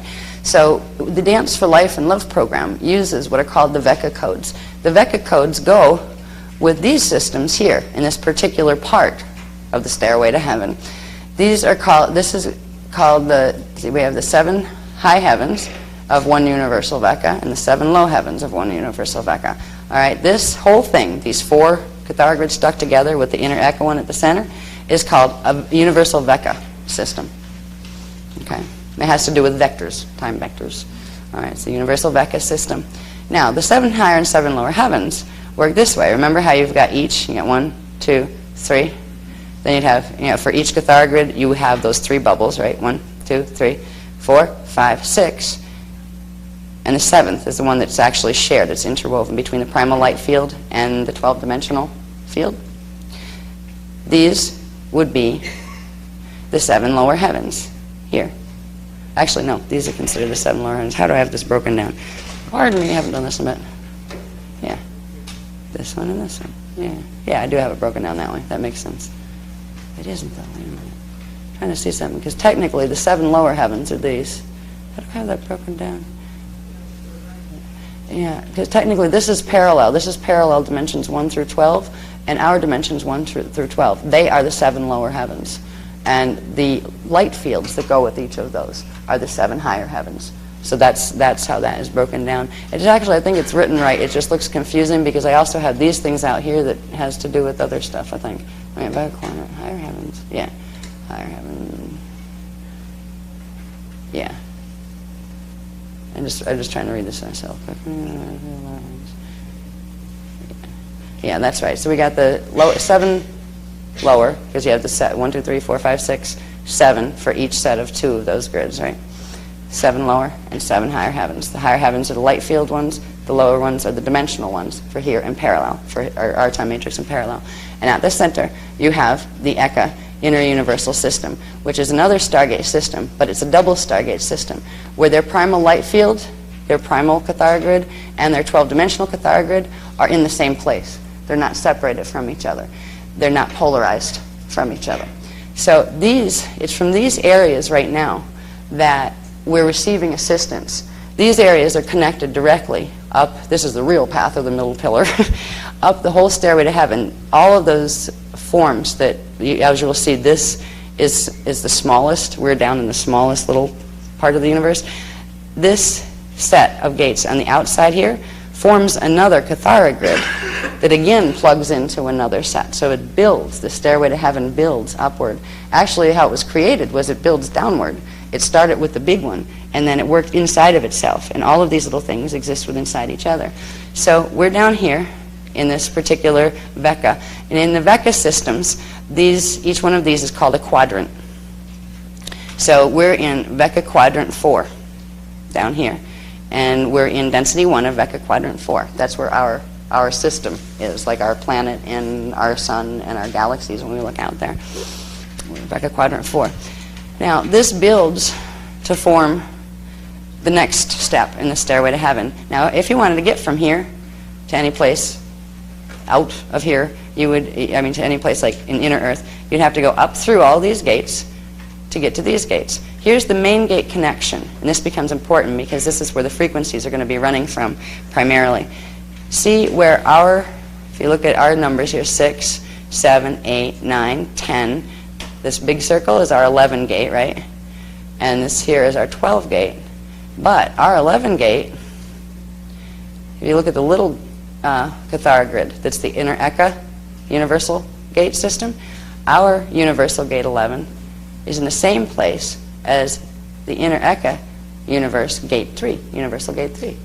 So the 311 connection and the 1213 connection here that you're seeing here, that's not a gate in their world. That is actually the center point of the Cathara grid, which is this point here. So this here, our 12, is centered in their lock 6. Right? So, yeah. I mean, this is complicated stuff when you get into analyzing these maps. You go, where am I? But what we want you to understand, what's most important to understand, you don't have to go run out and figure out how to climb the stairway right now. Knowing the stairway is there is what's most important first. Knowing it exists is, first, that's an accomplishment in this day and age. And then realizing how working with your own shields is how you bring back the ability to participate in moving through that stairway consciously. We were all created to do that. It was our birthright. We were the guardians of the stairway, but we kind of fell down, and it's time to wake up. So this is the first level. This is the Veka, universal Veka. All right, with the 7 higher and 7 lower heavens. Every universal Veka has 7 higher and 7 lower heavens. Now, there's more than one universal Veka. We'll go up to the next one, please. The next. That's technically that's in the Dance 4 programs, and what I'm trying to do is I'm not giving a full Dance 4 programs here. I told you that we gave that in Phoenix, and that was a good take, perfect take for it. So people that want that part of it, we didn't build this one as a Dance for Life workshop. I'm trying to give you the most important parts, but to get into that level of detail, we're not going to get into the shadow body and flame body. So that's why. He was asking if I'm going to explain how the energy circulates through these systems. And technically, when we talk, I'll just do real quick, how primal life force currents come in from literally the original Manu, Mane, and Ire fields of God force, how they come down the stairway to heaven. There's a very specific set of patternings, how they spiral down in through the universes and get down to our system. They come in through the Eka in our system and then come out through our primal light fields and things. There's a pattern, a flow pattern of how the energy circulates in and out. And I'm not going to get into that now. It's not that important to understand for what we're doing, but it is covered more in the Dance 4 programs. And that's what he was asking about. Okay. Lunch is ready. All right. Well, how about this? Okay, there's a thing I wanted to get to before lunch that I'm going to give you a sneak peek on it. It would just let's stay right there, okay? We'll come back after lunch to exactly where we are, because I don't want to try to barrel on in 5 minutes through the rest of the Eka maps, because it'll be just a blur that went by in a flash, and you probably won't remember any of it. And it is important to get just to see how the building happens, because when we get to the top, that's where we start to find out a little bit more about God, the structure that God holds itself in order for creation to take place within it. So we'll save that part of it for after lunch. But there's one thing I did want to share with you that I found very exciting when they came to us. We finally have them on overheads. In the Cathara grid, you know how it has those lines that connect all the little Cathara centers? Yeah. Well, they're crystal caverns in the Stargate systems. They found some of the early ones, like some of the more surface level ones, recently in Chihuahua, Mexico. And a friend of ours, who happened to just come to one workshop, then she got invited to go on this expedition. It was with scientists and stuff. And she came back, and it was funny. She brought this material back. She said, I don't know if you'd be interested in it. Right when we were given the information on the crystal caverns, and we were teaching it in a workshop, she brought it back. So finally we've got them on Mylar. Just wanted to share them with you. She made these for us. And it's showing her in visiting these caverns. These are selenite rods, selenite crystal rods. Selenite crystal rods have been for eons the machinery of choice for running the Templar. They are natural, most of them, are natural organic constructs that in the inner Eka universe, for example, remember I talked about the 12 Q sites that connect to Earth? Well, they connect, those points on Earth connect directly through frequency to a set of what are called crystal pylon temples, 12 crystal pylon temples of the inner Eka universal system that are on inner Eka Earth, okay? They look like these. These are just little ones compared to the size and magnitude of the selenite crystals that are used to run the inner Eka temples. But these are the frequency transducers, and they're on this planet too. Now, most of them are naturally occurring, but some of them are seeded here. This particular batch of them were actually seeded here. They were spliced in from the planet that was called Nibiru. And they're actually part of the beast apparatus. They're programmed to run reverse frequency. Yeah. So they're beautiful, but they're powerful as well. This was just a small setup that has to do with Q-Site 4, which is over in, I believe, Aguascalientes, Mexico. So these were an interface. They don't know that, of course, the scientists who have found these crystals and the whole bit, they're trying to figure out, oh, neat, what they are, how they form, that kind of stuff. But it was kind of interesting to see how the universe provided. When we were just given this workshop explaining about the crystal pylon temples and the crystal caverns, that when we go through stargates, it's like some of them you would actually go down. You have to go down before you can go up. You would go down into certain areas into the earth and into caverns and caves. And there would be certain areas that you would find that some of them are beautiful like this. Others just look like stone.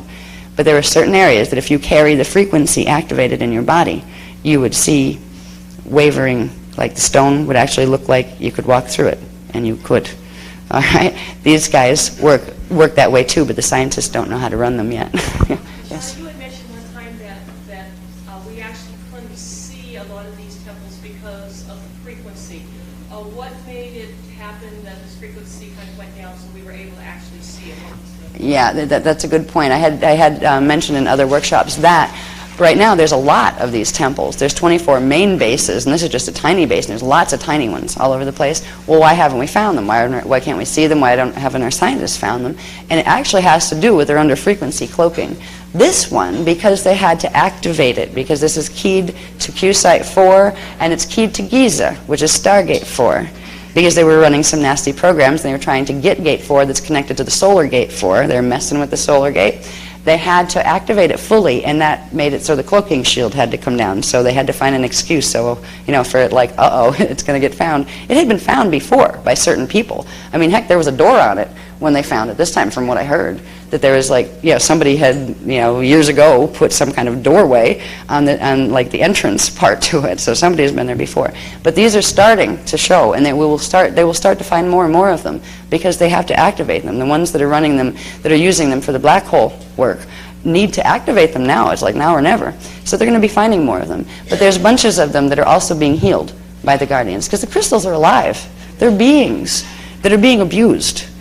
They're not beings that are wanting to participate in the negative activities. So there are major efforts being done by the Guardian races. And when we help to do our flame bodies, our MRA flame bodies, which we'll learn more about later, we will help to anchor the MRA flame frequencies, which are the healing frequencies, onto the planet. It will help heal all of the crystal base in the planet.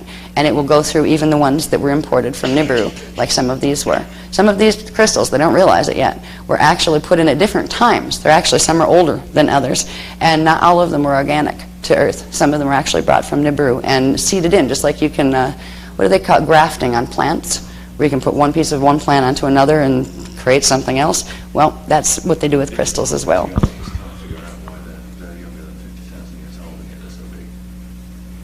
That's part of the thing. I wasn't sure what the story was. Yeah. Okay. That's an interesting point. As was saying that Leela, the girl that's in the pictures, was saying that the scientists can't figure out why they're so big when they're less than 50,000 years old, right? The size they are, they should be much, much older than that, and some of them aren't, but they're that big. This has to do with the imported ones and things like that. So I just thought it would be interesting to share those pictures with you, because when we're talking about stargates and all this template stuff that you can't see before your eyes, it's like you can get it, but it doesn't quite anchor it. When I saw these pictures, like, whoa, does that anchor it? That's the closest picture we've got of a stargate right now, and I just wanted to share that with you before lunch. Yeah. Yes, whoops, sister. You were saying before that we have to have all 12 strands of DNA activated, including each of the 12 subharmonics, in order to get to the Stargate. Yeah. Well, if our templates are that corrected, then in order to do that, would that imply that we're immortal and that we're totally healthy? If we get our templates cleared to that point, we would be. Right now, nobody's got their templates cleared to that point. Nobody's got 12-strand activation on this planet. Everybody's got a shadow body they need to clear before that can happen. The reason they're giving us the Amareya flame technologies at this point, this fast now, is it's the fastest way to get everything cleared, because there's nobody that could survive direct passage through one of the gates right now. This is where spaceships come in. All right? If it ever gets to the point where evacs do take place, and you have bunches of people who might be able to sustain. See, there's a burst of energy that's needed. You don't have to hold full 12-strand activation on the other side. What you need it for is to get through. You need 4.25 strand activation to be able to sustain in the inner ecosystem in inner Earth. So if you could activate the system just long enough to get you through, you don't have to be able to hold it. And that's what we're aiming for now. You've got to start there for everybody. But there will be some people that they're close. They're close, but they just can't quite activate all of it enough where it would destroy the template. It would kill them to go through the gate. Some of those people, if it gets really bad and they do evac, they will use mechanical spaceship technologies, which are actually a form of advanced Merkaba. They will use it as a buffer field to get people through a gate, if necessary. But they're teaching us to not rely on external technologies whenever possible. We don't need a spaceship if you got a Merkaba that works, right? So in answer to that question. Anyway, I think we probably better go for lunch so we can get back, and hope you have a good lunch. And, oh, what time is lunch? How long is lunch? Oh, come on.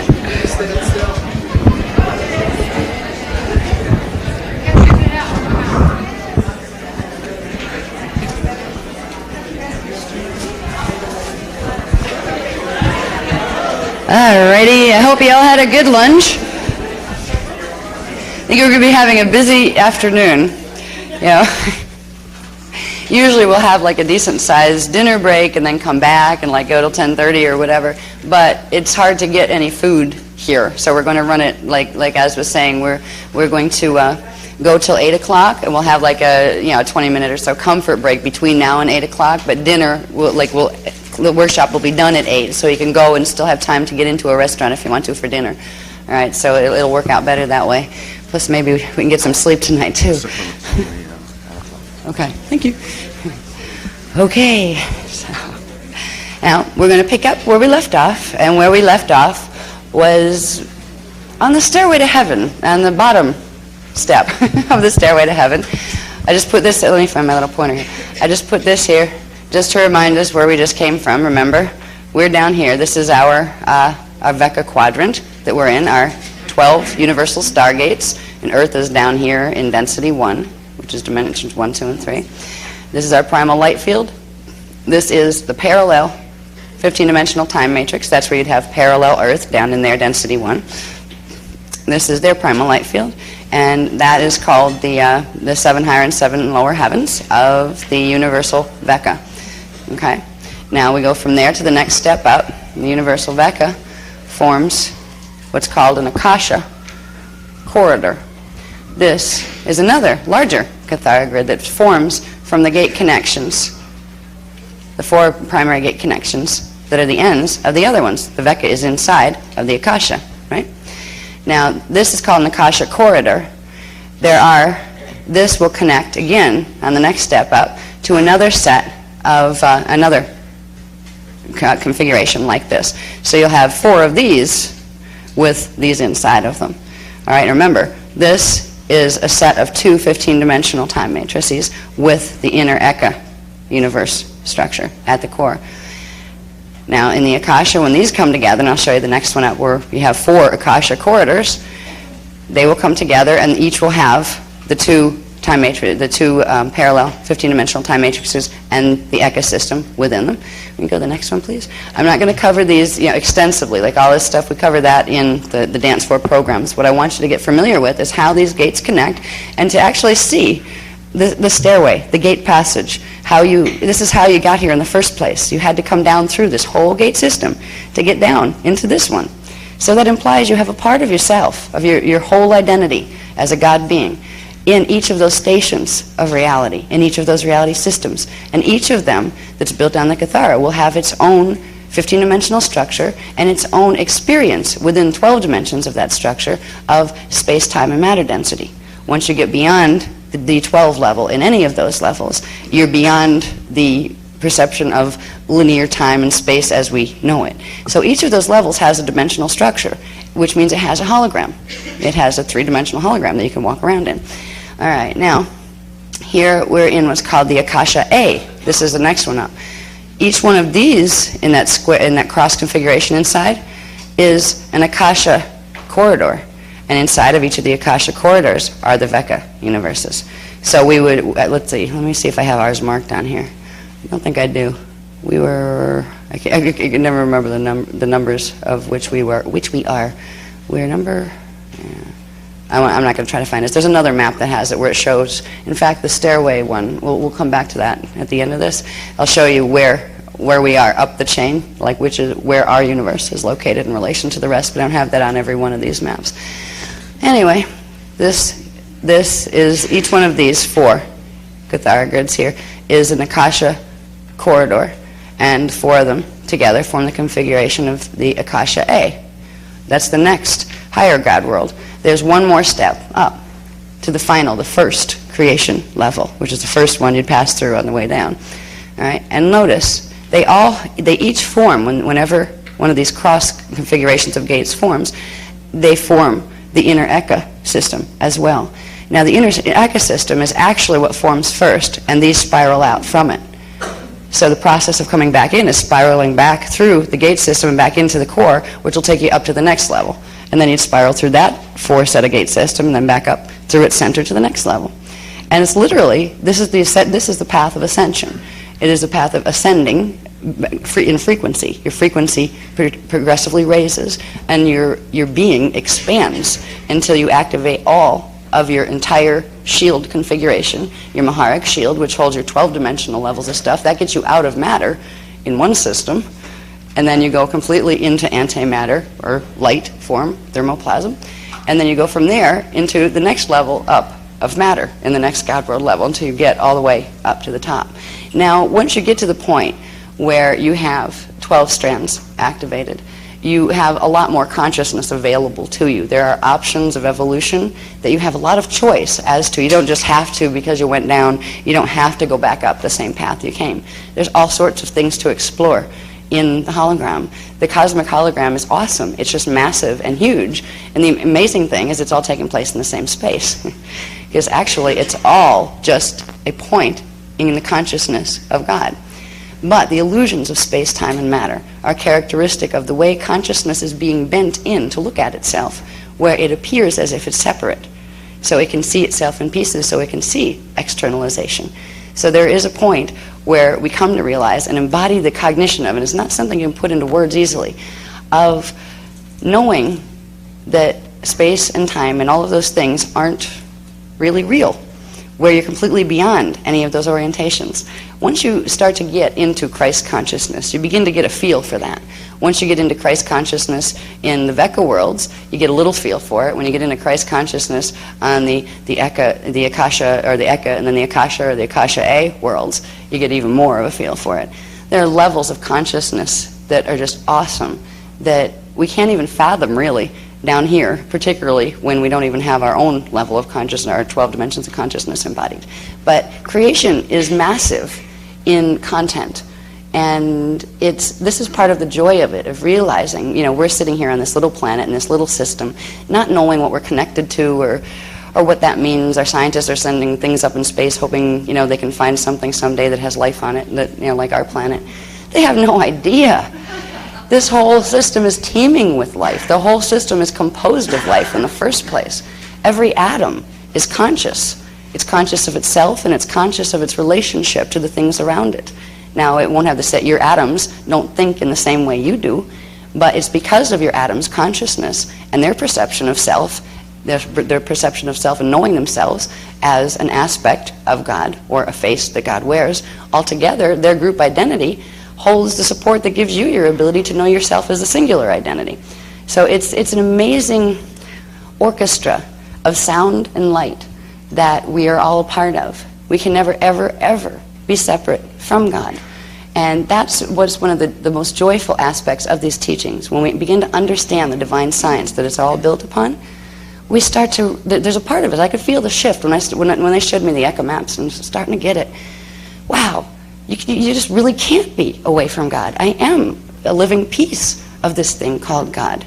And that's when we start to look at the definitions of God that other people have put on them. Other men or women have decided they were going to define God in terms of their own psyche, as opposed to letting God reveal itself and its truth through them. And then they forced that belief, those belief systems and those definitions on generations upon generations of other people. What if they were erroneous? That's what we're dealing with here.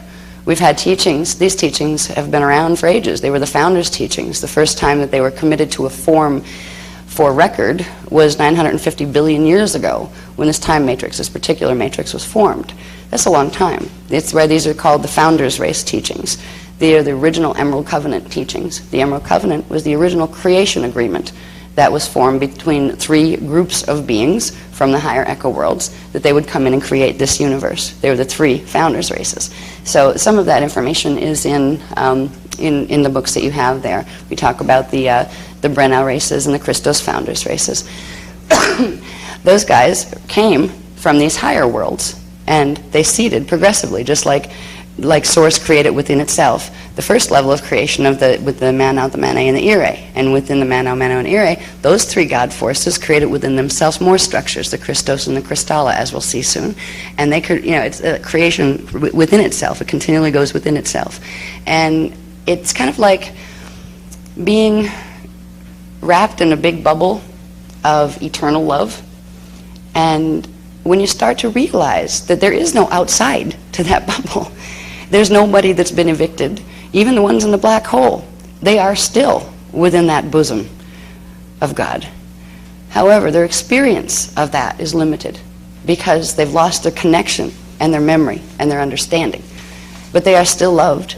And when they go through the final consequence of their actions, which eventually will be in their universe, will be implosion of their universe, they will go back to space dust.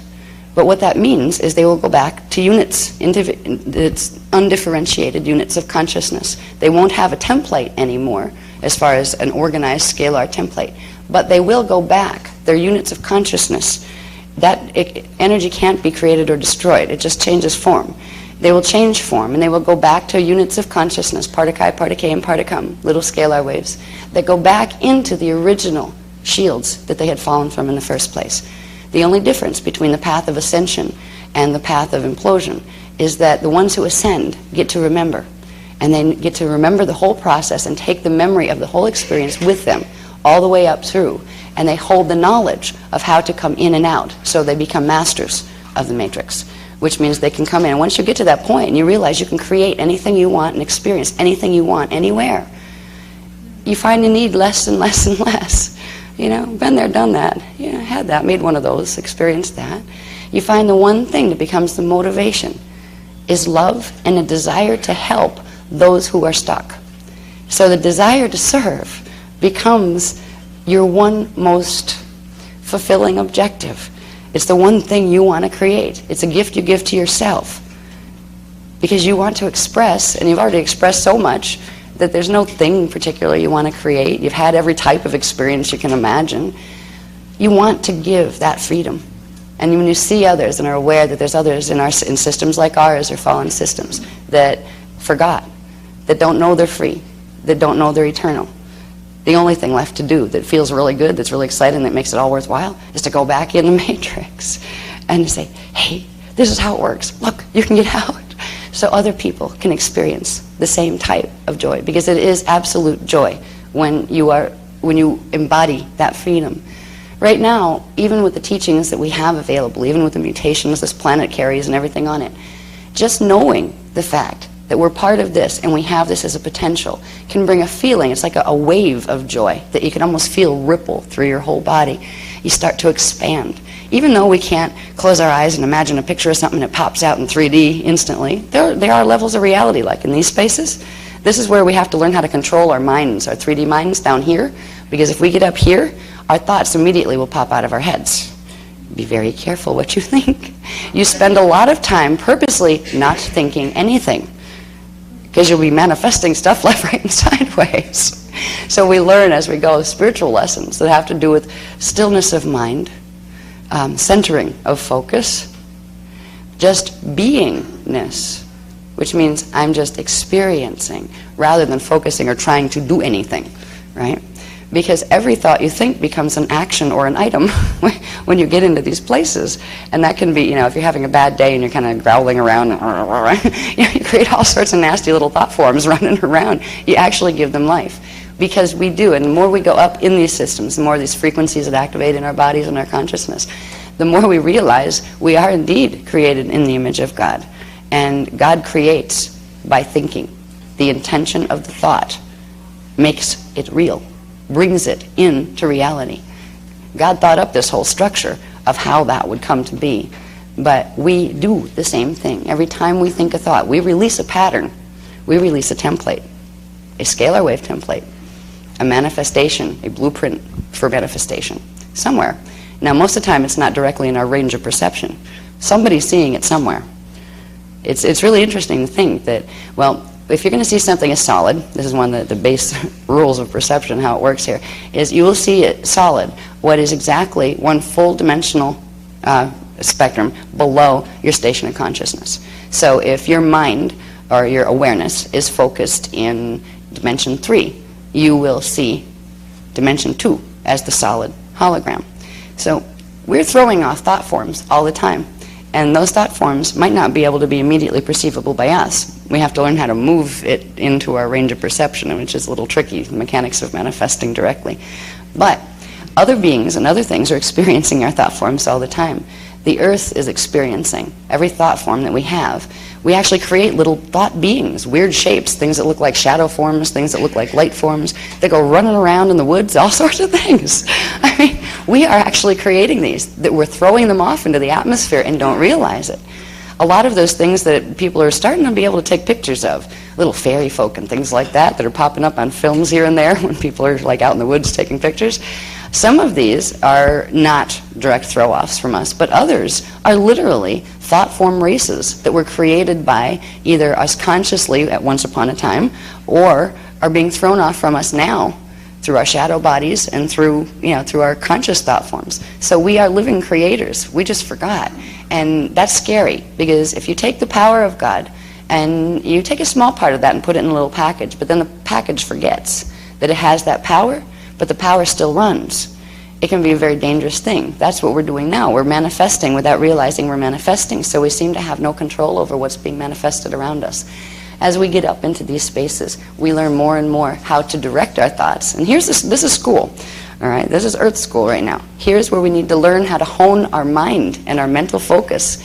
And there's a lot of teachings out there now that are telling you, oh, that's just mental body stuff. You don't need the detail. We're above that. We're doing spiritual stuff. You're not going to get any spiritual stuff into that body down here unless you have your mind open and understanding to process those frequencies. So the mind and mental training is just as important as anything else in getting your spirit into your body and your consciousness into your body.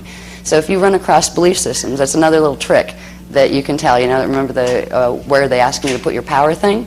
Well, that's one way to tell what if it's really trying to get you into your spiritual empowerment or lie to you and get you someplace else. Another way to define that is, wait a minute, sorry, he's doing it again. All right. Yeah, this is happening more and more these days. I just got redirected. He's telling me to hurry up. We're never going to get to what we need to. This ma. Yeah, I wish you'd just manifest already and let him see you and tell me directly. It really bugs me because it'll be like I'll be right, like on a line of thought, and it's like somebody tapping you on the shoulder and you jump and you go, huh? Oh, where was I? One of those kind of things, except I usually can't find the where was I. That's how I know it's an interruption, because it's like it zaps the pattern right out of my head, where usually I can redirect and I can find myself if I just, lose myself. But when I'm having help getting lost, I get redirected and I can't find the tail end of that last thought. So we'll go back to this. All right, you happy now? Yeah. Yeah.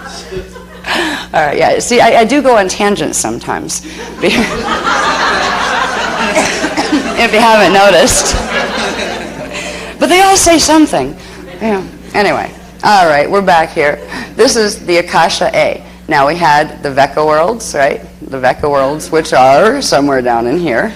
Okay, we have the Akasha worlds, which are these guys, these biggers. These are the Vekas, these little guys. These are the Akasha corridors. And this is the Akasha A. Now, of course, this plugs in to something else. And one more step up on the ladder, or the stairway to heaven, gets us to the top. Now, this is the beginning of understanding the top. All right, which one is this? This is called the Akasha Aya. All right, now these words, again, are the ancient words that are the translations of the primary audible tonal vibrations of the energy involved. So they're the actual vibrational identities, the sounds that can be audibly translated of the vibrational identities of those energy forms. All right, we have, here we go again. All right, down in here, yeah, okay, this is, I'll take it from the top down. These guys here are the Akasha A corridors. These guys here are the Akasha, no, the Akasha, wait a minute, here we go again. These guys here are the Akasha A, and I believe they're spectra, aren't they? Yeah, spectra, they're called spectra. So that is one Akasha A spectra. Inside of the Akasha A spectra, you have your 4 Akasha corridors, and inside each of the Akasha corridors, you have your 4 Vekas, the 4 quadrants, Veka quadrants. So that is basically the gate connection that gets you to the top, and all the way up through, you have these center points that all connect. All these center points connect together. The gate systems connect together, and they form what's called the path of the real path of the middle pillar, which is literally the reality, the inner. They call them inner because they're like the yolk out of which the formation around it extends. They're like the yolk inside of an egg. So when we get to the top, here's where we start to understand something called the Christos and the Kristalla. This thing here, which is the first, there are 2 first Cathara grids. You know how everything is based on those 2 Cathara grids? One, the primal one that has the light and sound field imprint, and one, the dimensionalized one? Well, the imprint, the first set of 12 and 12 vibrations that individuated within the Mano, Mane, and Ire force are called the Christos grid and the Kristalla grid. Now, they are living formations of consciousness, fixed points of vibration that are identity, energy, that is eternal, that will hold that form eternally, because it agreed to do that. This Cathara grid that forms the Akasha A on the outside is called the Christos, with a K, K-R-I-S-T-O-S. This small one inside is called the Kristalla. They're the first, these templates of living scalar wave consciousness that are manifestations of the Mane and Ire force. This Kristalla is a manifestation of the Mane force, or the divine masculine, God force. The Christos, sorry. And the Kristalla on the inside is a manifestation of the Ire, divine feminine, God force. They set the first template, the first mathematical template is set at the top. It's one of the first things of creation. And from that, all of these other things come into manifestation within them. So within the Christos is the Kristalla. And we'll show you in a minute, there's more to what's at the top. We'll go to the next one, please.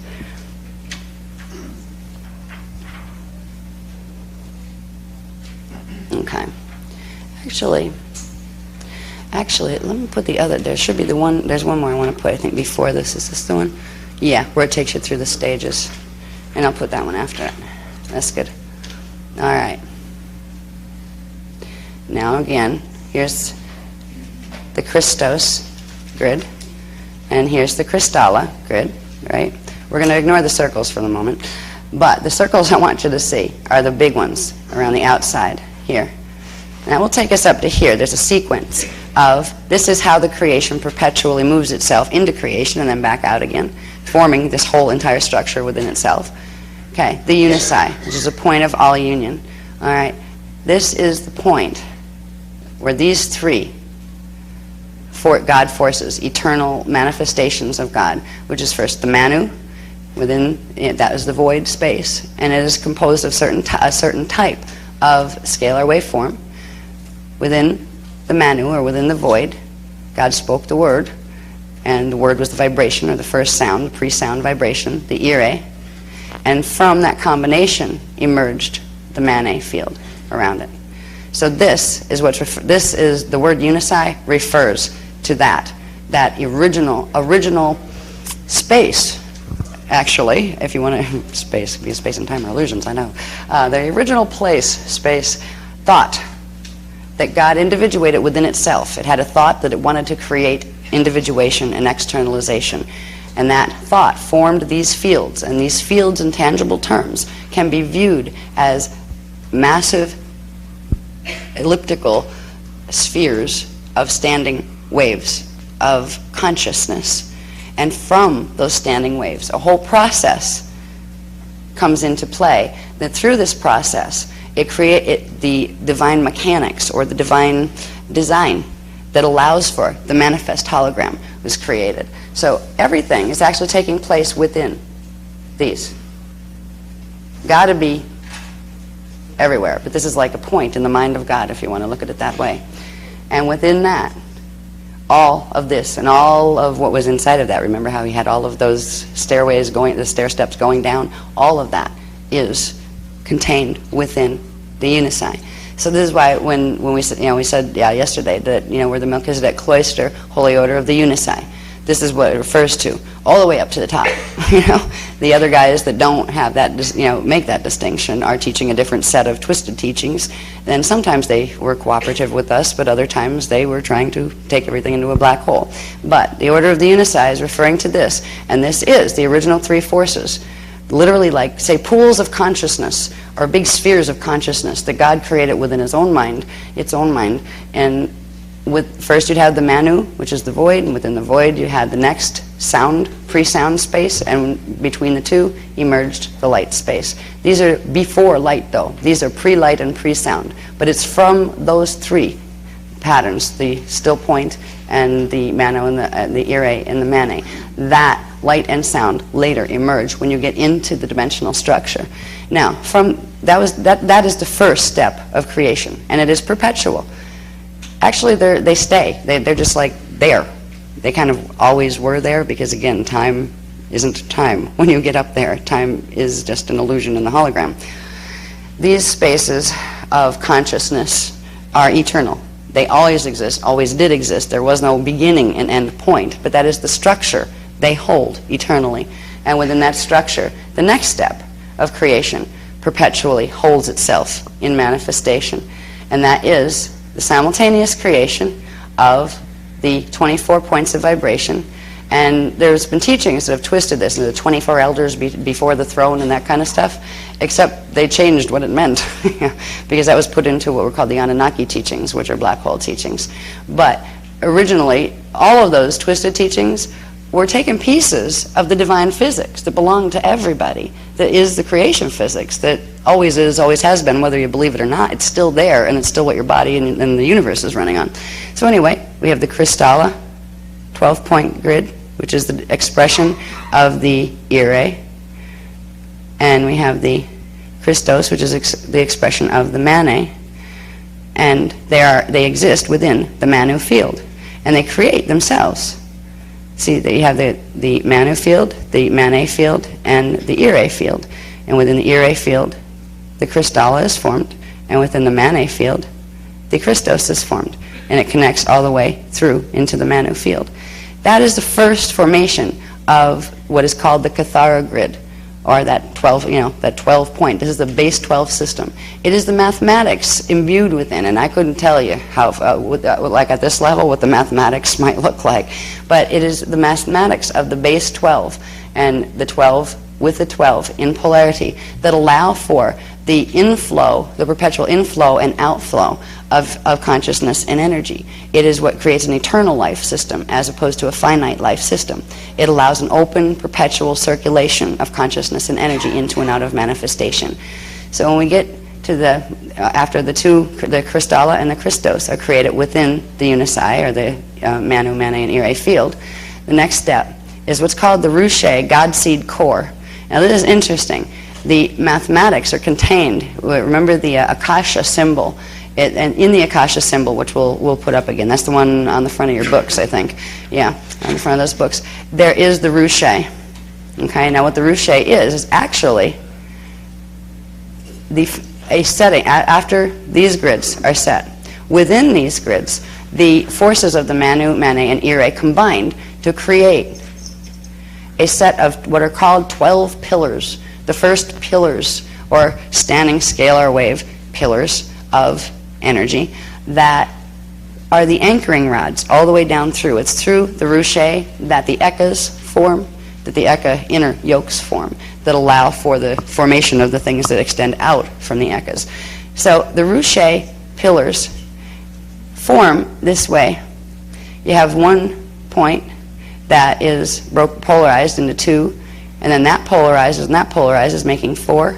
These are 4 points, and then each of those polarize to form within the Christos and Crystalla this configuration of 12 anchoring pillars, and that collectively is called the Ruche.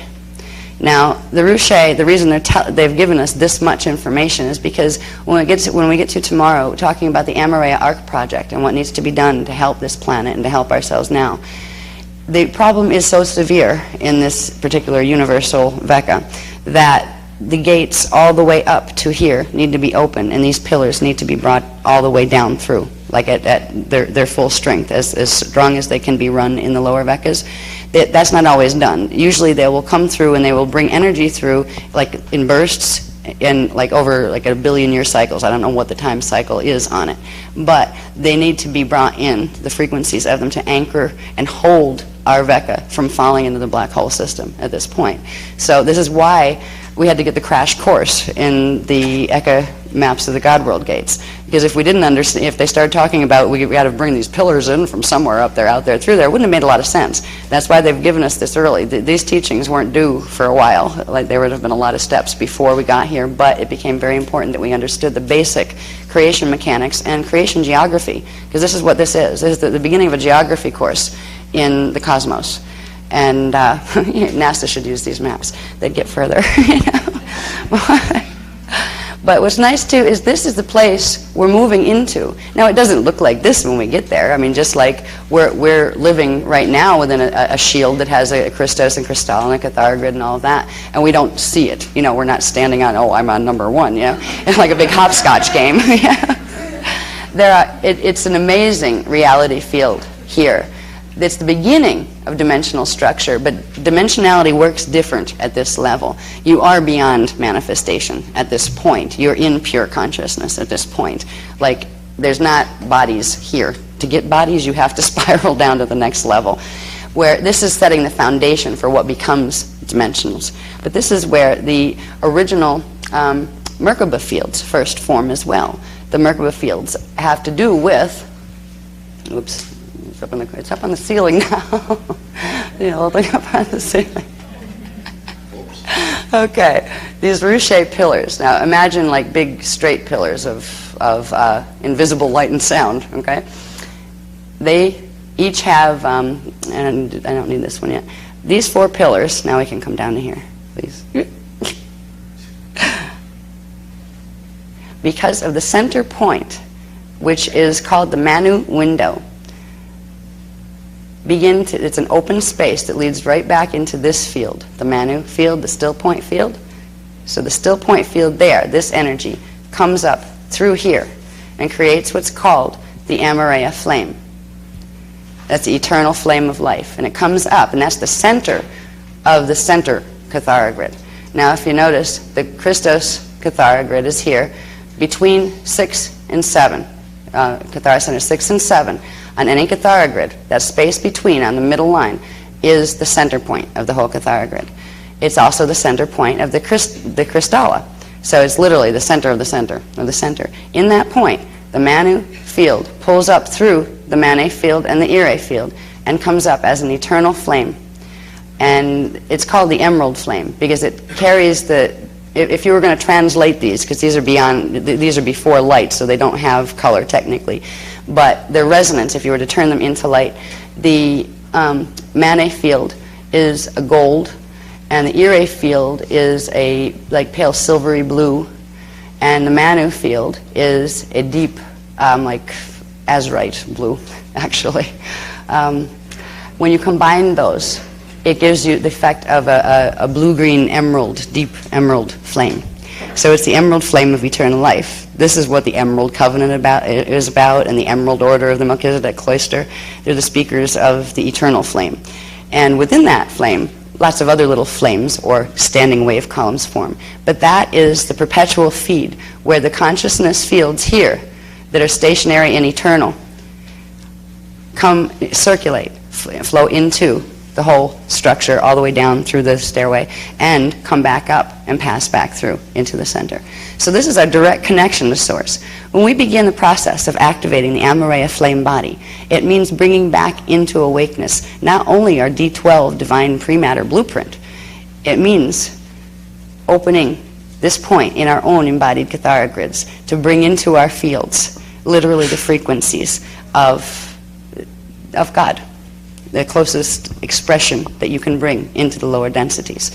So these are very sacred teachings, and if we didn't need them for emergency crisis intervention, we would have taken a good 12 years before they would have released some of this stuff, because people used to work really, really hard for very many years to build up to the point where they would be allowed to have that part of the knowledge.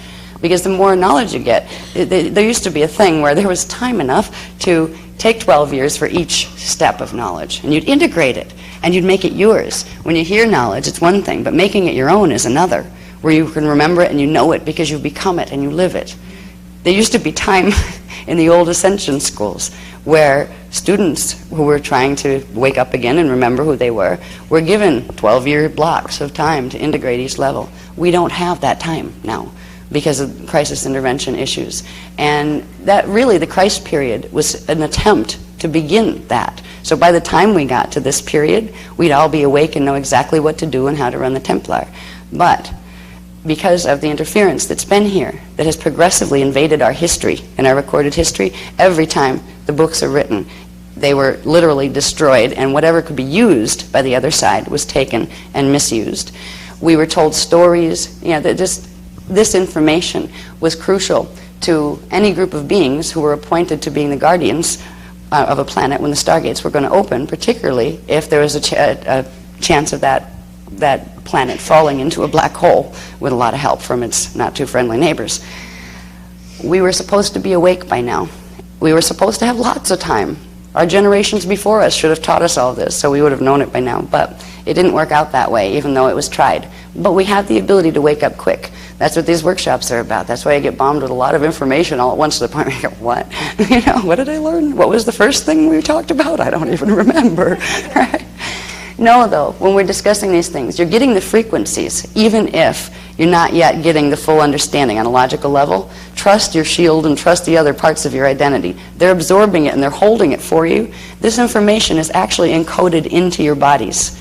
I'm just here to remind you. He's just here to remind you. Mac's just here to remind you. Just like the Iani are just here to remind us, right? It's just a matter of reminding you what knowledge you carry right in your own cells, because all of this information is stored in your cells.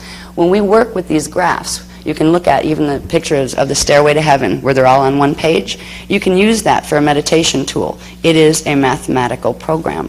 It will begin to awaken the knowledge. So these graphs, there's a lot more to them than just pictures to show you things on the D3 level. You can meditate on them and they will start to help you speak to yourself. They will begin to wake up the parts of you that know this and a lot more that goes with it. So they're worth using. And you might want to blow them up, the ones that are in this particular book, because they're like microscopic. Well, I had to fit them all on one page. That wasn't easy to do. When we first made the Eka God World maps, we started with like a Kathara grid about this big, and then it grew, and it grew, and it grew. And I had to keep tape and paper together, and it was growing all over the table. Finally, it was this big thing I had to roll up because it was so huge just to get to the point where we could bring it from the tiny one up to this one. And then we reduced them all down so you could put them on 8.5 by 11 paper. So anyway, this particular level, the Akasha Aya level, is the first level of manifestation level, the first level of expressed creation, let's say, or manifest expression. The power that you can feel, the power of God that you can feel through just imagine yourself projecting there. Imagine you're going up the stairway to heaven. And imagine that you're sitting there with 12 ruche pillars around you, and you can feel the presence of the pillars, and you know that they are a form that God is taking right now.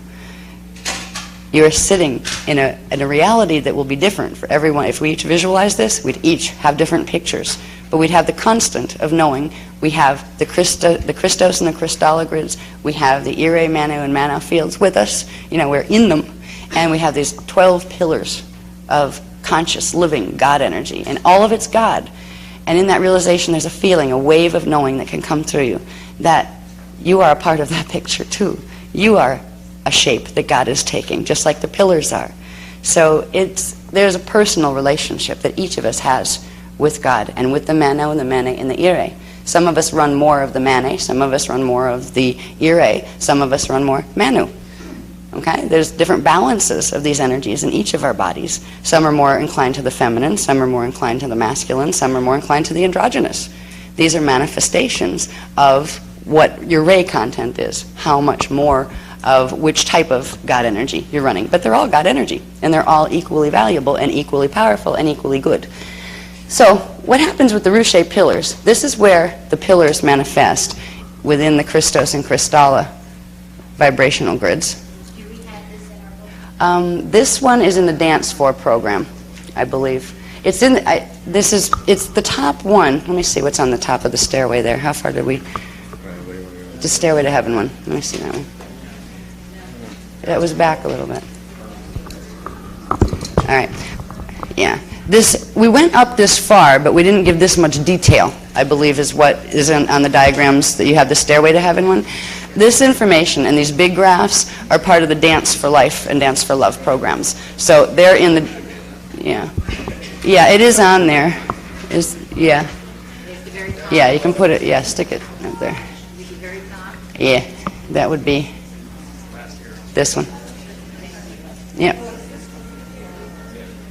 Yeah. Yep. That's the Christos. That's the Crystalla inside of it, and that's the Mano, the Mane, and the Ire fields. So that's the top. But it's easy. There's more detail that we give. The whole thing is actually considered the unici, the point of all union, which is, the unici starts as those three circles within circles, the Mano, the Mane, and the Ire, and everything else exists within them. So the point, all of it, is the unici, when we refer to the unici. Yeah. I'm going to put this one back on for a minute because I want to explain what happens with the ruche pillars. Now, I mentioned how here in the center is where the Manu comes through the Mane field and the Ire field and comes up and forms the Amareya flame, the emerald flame of eternal life. That's the combination of the frequencies of those three that come up, but it's a base Manu flame, which means it's primarily the Manu frequency, a still point flame. It's a still eternal flame. It's not a moving flame that moves from one place to another. It is just like a if it were made out of concrete, it would be one big flame pillar, like a sculpture that just stands there, but it's not made out of concrete. It's made out of living conscious energy of source. And it is the combination of the three. So it is Manu, Mane, and Ire all together, which means it holds the divine trinity within it as well. It's not just the masculine or just the feminine, or, it's Manu, because Manu, if you put Mane and Ire together, it turns into the Manu field. Just like if you polarize Manu, it becomes the Mane and the Ire. Okay? So when those 12 ruche pillars, they're up on the ceiling again, when they form in these positions within the Christos and Crystalla grid. They're in the Christos grid. They will run through the Crystalla too, but the Crystalla is actually at the center with the flame. Okay, the small Crystalla grid is at the center with the Amareya flame, and then from that, the 12 ruche pillars emerge. And the pillars, because of the interaction of the frequencies or the consciousness of each of the pillars and the flame at the center, they all begin to bend toward the center flame. So instead of just standing as standing pillars, they begin to arc, like arcs of electricity. and they begin to arc, and those arcs begin to form cycles, right? They begin to, this is where movement becomes a phenomenon, or the experience of the movement of consciousness, let's say, becomes a phenomenon. Here, consciousness is still all sitting still and just kind of vibrating in place. Movement of consciousness from one space to another starts to come into being as these pillars arc in to interact with the amaret flame at the center. And they form these cycles of moving energy. These cycles of moving energy are what begin the formation of Merkaba fields, the first Merkaba fields, and it's the first Merkaba fields that allow for the formation of the form constants, which are replicas of the spherical waveforms where you get those capsules around things. You have the Merkaba field, like when we were on the Stargate, when we were looking at how stargates are formed, where you have the two little triangles of the Merkaba field come together, and at the center there's a circle, the form constant, which is a bubble of energy. So literally through the interaction of the pillars with the flame, they arc and bend and begin to send pulses of consciousness. And this is like the beginning of electromagnetic force as well. It comes through in here. So this is the level where the first Merkaba fields, the first everything, foundations of the template for the entire hologram is set. And that template progressively replicates itself downward and steps down in smaller versions and smaller versions of itself to get us down to this level. So, anyway, what's the next one?